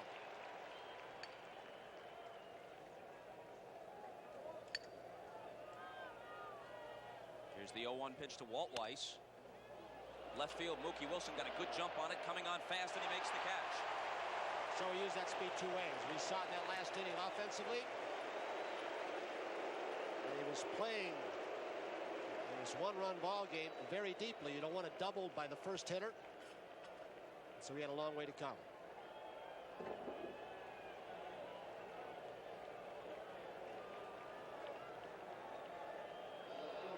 One out, and they've got to contend with Ricky Henderson again.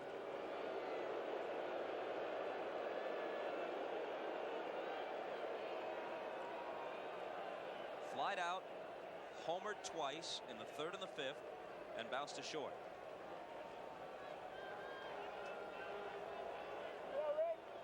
One steal away from an all-time postseason series record.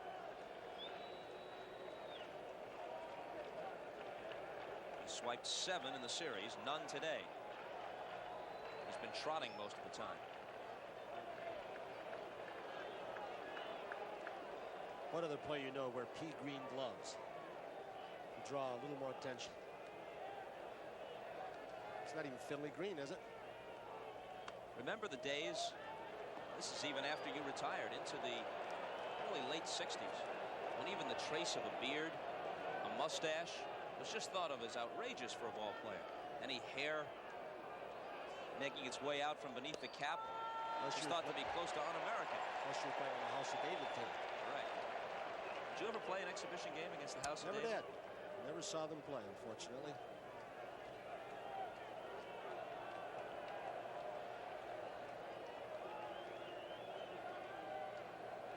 2-1 pitch. Ricky fouls it off.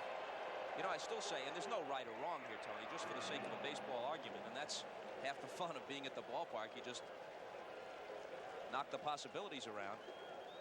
When Mookie tried to score, it made it a one-run game, regardless of what happened subsequently, and changed the possibilities in the 9th. You can sacrifice, you can steal, you can hit and run. And remember, it's against Eckersley.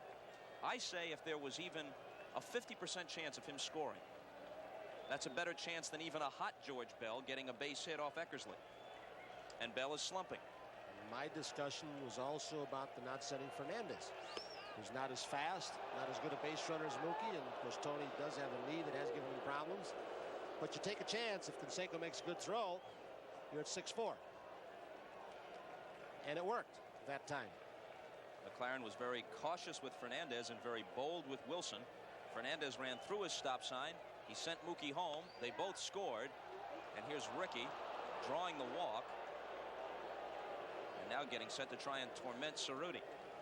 Another left-hander with a good move. Maybe not as good as Flanagan's and Key, but still a pretty good one. John Cerruti sometimes has trouble. He'll give you a good move, and then sometimes he's a little slower to first base, and that good base stealer takes off, and by the time he gets into the first baseman's hand, the runner, Ricky Henderson in this case, might be sliding in. A different catcher now, Borders instead of Witt.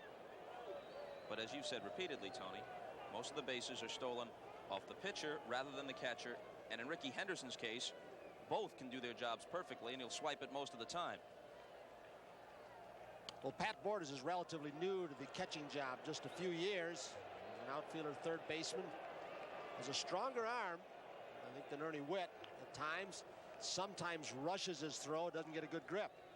Johnny Sullivan, the bullpen coach, a former catcher, Detroit and the Kansas City Ball Club, has worked with him. He gets the footwork down and everything else, he can release it pretty well.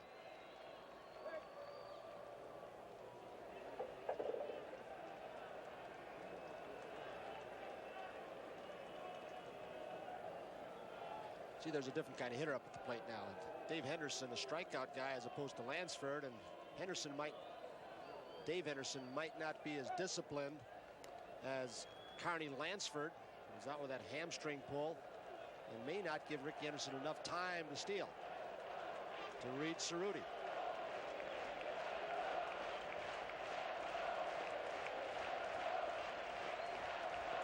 Then again, Henderson might get a fastball too because of Ricky Henderson. In the bottom of the ninth, Fernandez, who has been a Blue Jays catalyst the last 2 games, will lead off. Then Borders, who's hitting in Witt's spot, followed by Gruber against Eckersley. Well, you could see Mazzilli, you could see Mullix, but Mullix hasn't seen a lot of action, so you may see Mazzilli for Borders. Try and work Eckersley for a walk or an extra base hit. Working Eckersley for walks, all but an impossibility, however. He will not help you beat him.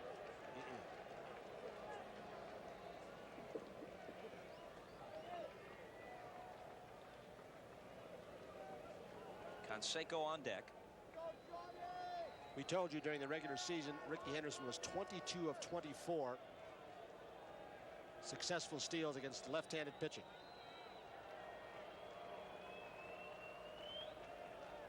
Pitch out, and he's not going. Oh, Ricky doesn't even get back to first base. See, that's the kind of stuff that would get a Borders mad. Borders likes to throw to behind runners more than a lot of catchers in the American League. Ricky just looked in and said, They're going to call the pitch out signs from the bench or relay through Borders whether they want Cerruti to step off or throw over.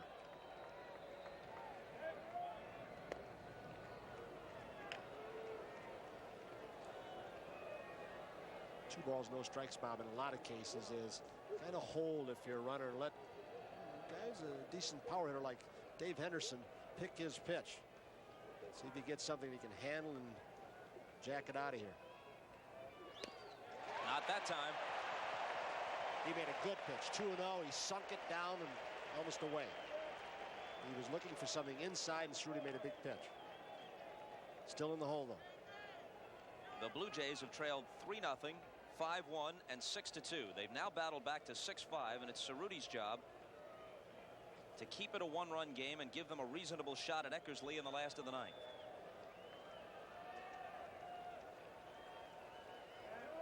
Got him. Might have got him. Yes! Ricky tried to decoy him. Decoy him like he was just getting a very relaxed lead.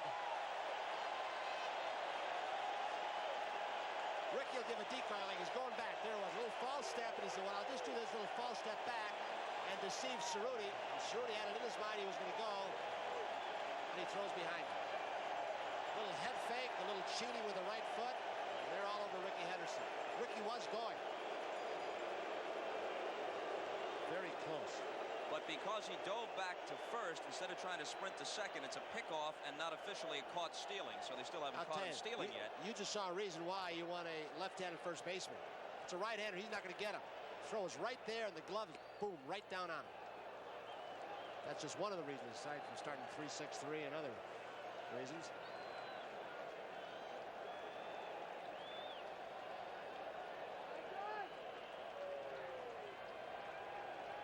Cerruti behind Dave Henderson 3-1 and lost him.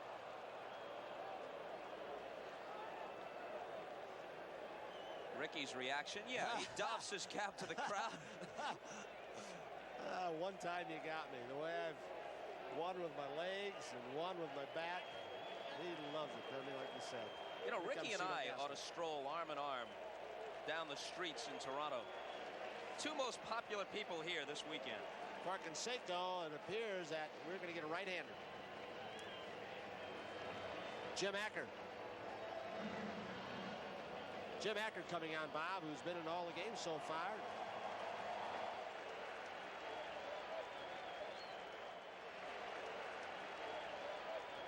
Jim Acker is in yet another game as we go down to Bobby Valentine.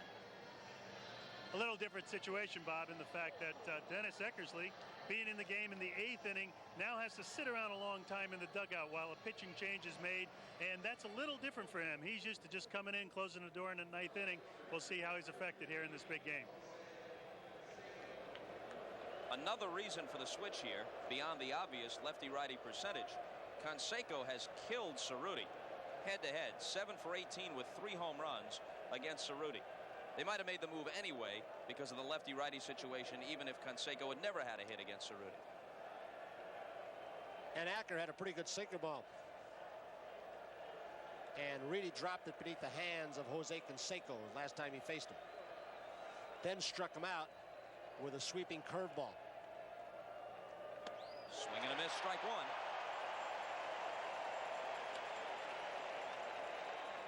For a lot of sluggers like Canseco, you say, well, if you make a mistake, he's going to beat you.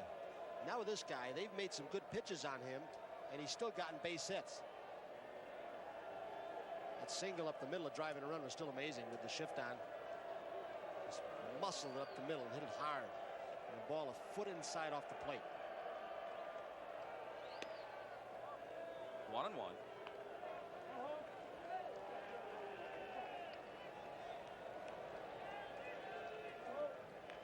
Canseco was talking before the series about all the media attention. He said, everybody wants to psychoanalyze me. Ricky Henderson took a lot of that pressure of the media off him, though. Yeah, he really did. Oh, yeah. He really did. In on his hands, he lifts a pop-up. And we won't psychoanalyze Canseco for the time being. The inning is over. Eckersley with just a 1-run lead to protect as we go to the bottom of the ninth. This ESPN Classic program is brought to you in part by Molson Canadian.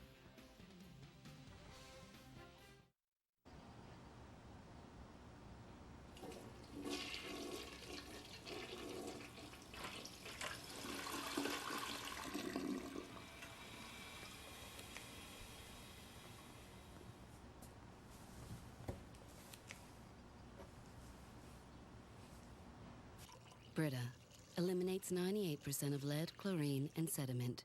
And for best results, don't forget to change your filter. Visit drinkbrita.ca. At The Source by Circuit City, you'll find the latest flat-screen TVs. Plus, our experts can show you exactly what you need and a few other things you might appreciate. You're welcome. Don't you just love getting to tell everyone about the no payment thing? Yes. Yes, I do. Now receive no payments and no interest for 1 full year. Plus, all plasma and LCD TVs are on sale. And now there's 3 ways to buy them at The Source by Circuit City. お出かけするときは傘を忘れないように。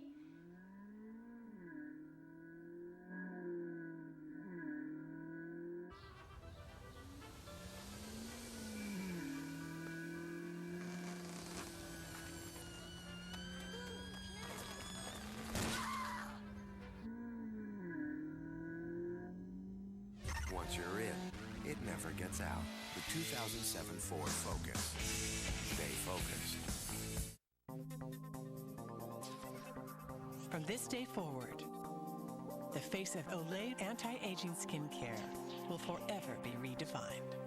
Introducing Olay Definity with a glucosamine complex. Definity redefines anti-aging moisturizers to reduce the look of discolorations, brown spots, and wrinkles for the look of highly defined skin in just 8 weeks. Now, see your skin in a whole new light. New Definity by Olay. Definitely love the skin you're in. It doesn't really matter where you're coming from or going to, how well you're dressed or maybe not so well dressed, who you're with, or why you're getting together. When you want a variety of great-tasting classic foods to fit everyone's tastes, like burgers, pasta, wings, wraps, salads, and more, then you want to get together at Kelsey's. Kelsey's. Classic food, classic comfort. You're watching Classic League Championship Series here on ESPN Classic. Eckersley getting ready for the ninth. Let's go down to Bobby Valentine, the Texas Ranger manager, for some thoughts on Eck. Well, Cito Gaston is going to try to use everything he can, using Eckersley's strengths in their favor. He throws strikes. He does not have anyone taking in this situation, and he hasn't taken the base if they can. They'll be stealing at the first opportunity.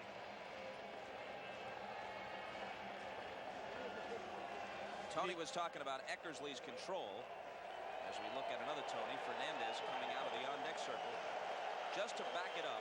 And we've mentioned this before, but it's so remarkable, you can't say it often enough.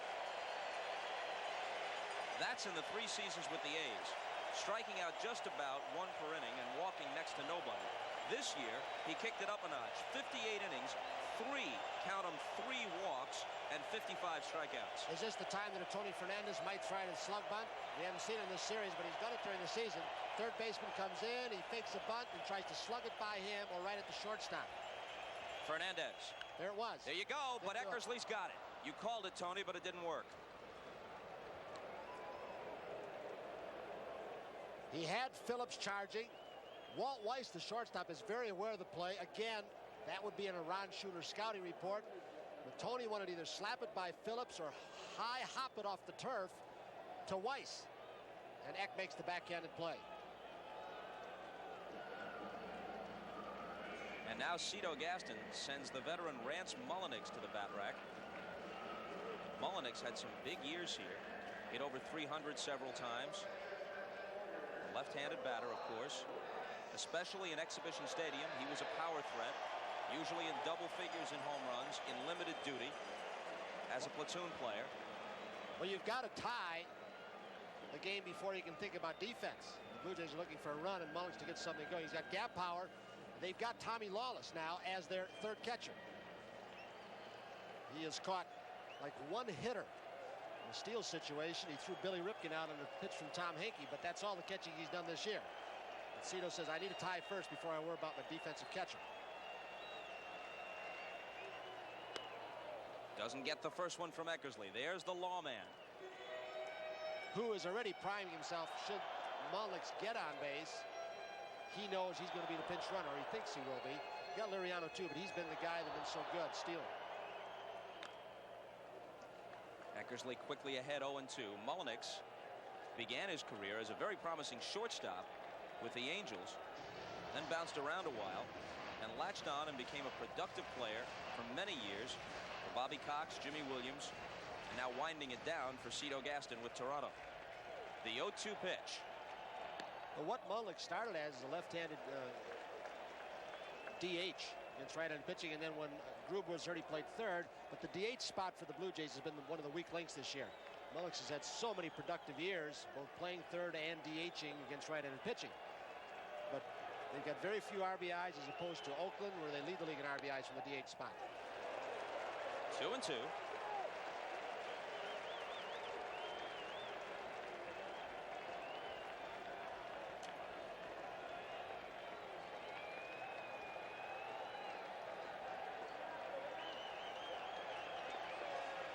And here it is.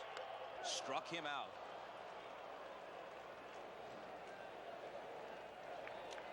You know, Bob, the tendency off a Eckersley, and if you're a hitter, you're going to think this way. You say, well, gee, he throws a lot of first pitch strikes to get ahead. So you go up hacking. However, a lot of those first pitch strikes are of a different variety. They're right on the edge. It's not like here it is right down the middle. Let's see, takes the fastball upstairs. Mullenix likes the ball down more than up. You know, he might throw you the breaking ball, the fastball, a little bit of sinker, and he's thrown some changeups on the first pitch already in this league championship series. Boy, they're right on the lines. Tony Phillips is near the bag, right on the line at third base. Outfield goes way deep now with 2 outs. No doubles in the gap or over your head. Gruber hasn't touched Eckersley in his 8 at-bats against him. Lifetime. He's 3 for 4 in this game. 3 singles plus a stolen base. The 0-1 pitch. They're down to their last strike. You know, Whitey Ford had a theory, which is a good one, about pitching late in the ball game. He said everybody wants to go up there and be the hero. They get over anxious. They swing at off-speed stuff, way out ahead, trying to hit a home run, or they'll swing at bad balls. And Gruber trying to pull the ball, swinging a fastball out of the strike zone away. He lays off. Gave him another one, same spot. Blue Jays will be in rough shape if they go down 3-1. Toward the hole, he's got a base hit, and he's a base stealer. Capable of swiping one against a guy who's relatively easy to run against.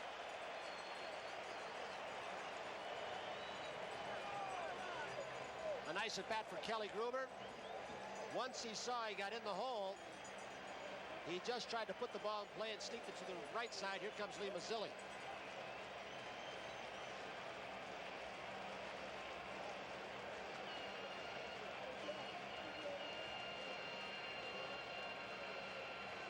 Manny Lee, who got a big base hit off Honeycutt yesterday through the right side with 2 men on. Better right-handed hitter than left. Lee Mazzilli is going to be a pinch hitter for him. Mazzilli starts the first 2 ball games and doesn't have base hit yet, does he, Bob? 0 for 7 is the DH in the first 2 games.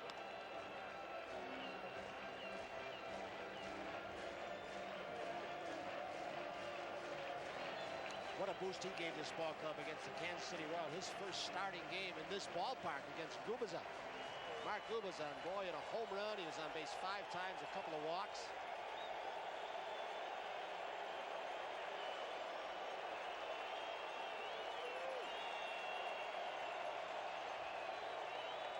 Mazzilli, so many clutch base hits as a pinch hitter in the postseason for the Mets in 1986.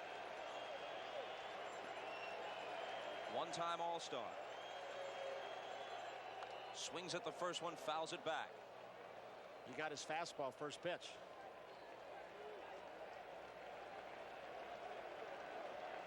Eckersley, who saved every game in the playoff sweep against the Red Sox a year ago and was the MVP of the series, going for his second save in this one. And a chance to put the A's up 3 games to 1. Tomorrow, Stewart against Steve. 6-5 Oakland, 2 out, Gruber at first, last half of the 9th, and time called.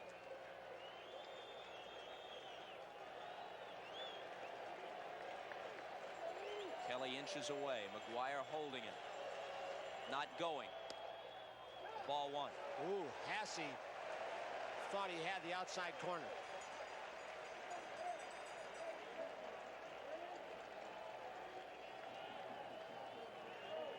Fastball in, first pitch fouled off. And a tailing fastball right near the edge. Second pitch. See much down the middle from Eckersley. Gruber not going again. And 1-2 to Mazzilli. See, people forget that Eckersley can still get the ball up at 90 miles an hour as he just did on that last pitch. And you think of his pinpoint control, but it's pinpoint control with some velocity. Not near 90.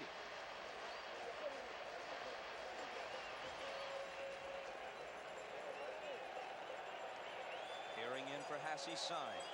Glancing back at Gruber.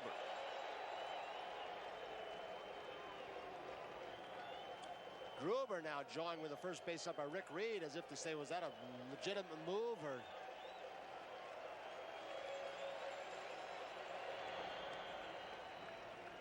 Junior Felix, who has a double and a couple of RBIs today, is on deck if Mazzilli can give him a chance.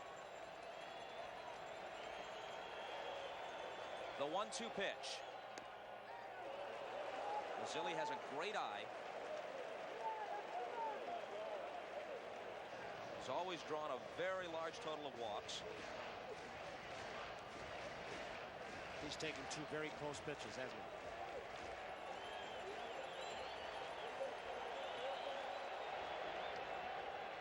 Are you surprised that Gruber hasn't made a break?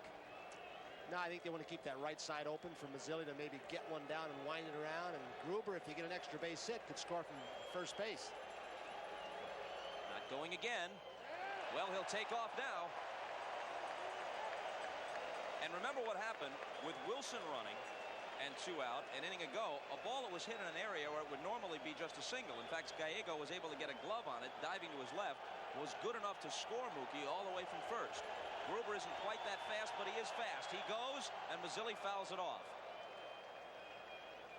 Like Gallego deflecting that ball, he made Canseco. He slowed it up a little, yeah. And he deflected it more toward the line, so Canseco had to run more and make it more of an off-balance throw.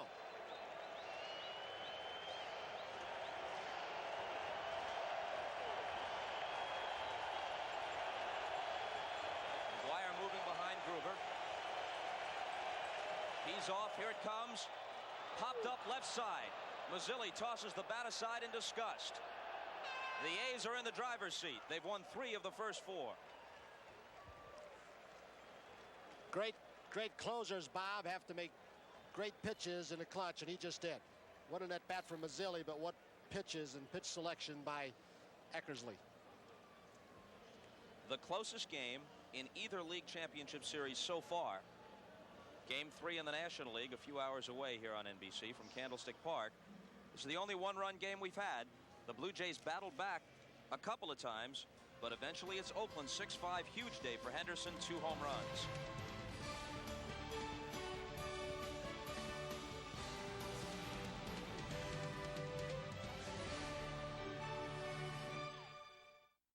Ricky Henderson with a pair of home runs as the Athletics hang on to beat the Jays 6-5. And Henderson ended up earning MVP honors in the series as he finished with a .400 batting average with 2 home runs, 5 RBI, and 8 runs scored. But the really impressive statistic, 7 walks, .609 on-base percentage, and 8 stolen bases in just 5 games. The A's would then go on to sweep San Francisco in the World Series, also remembered, of course, for the earthquake in San Francisco. Thank you for joining us. You're watching ESPN Classic.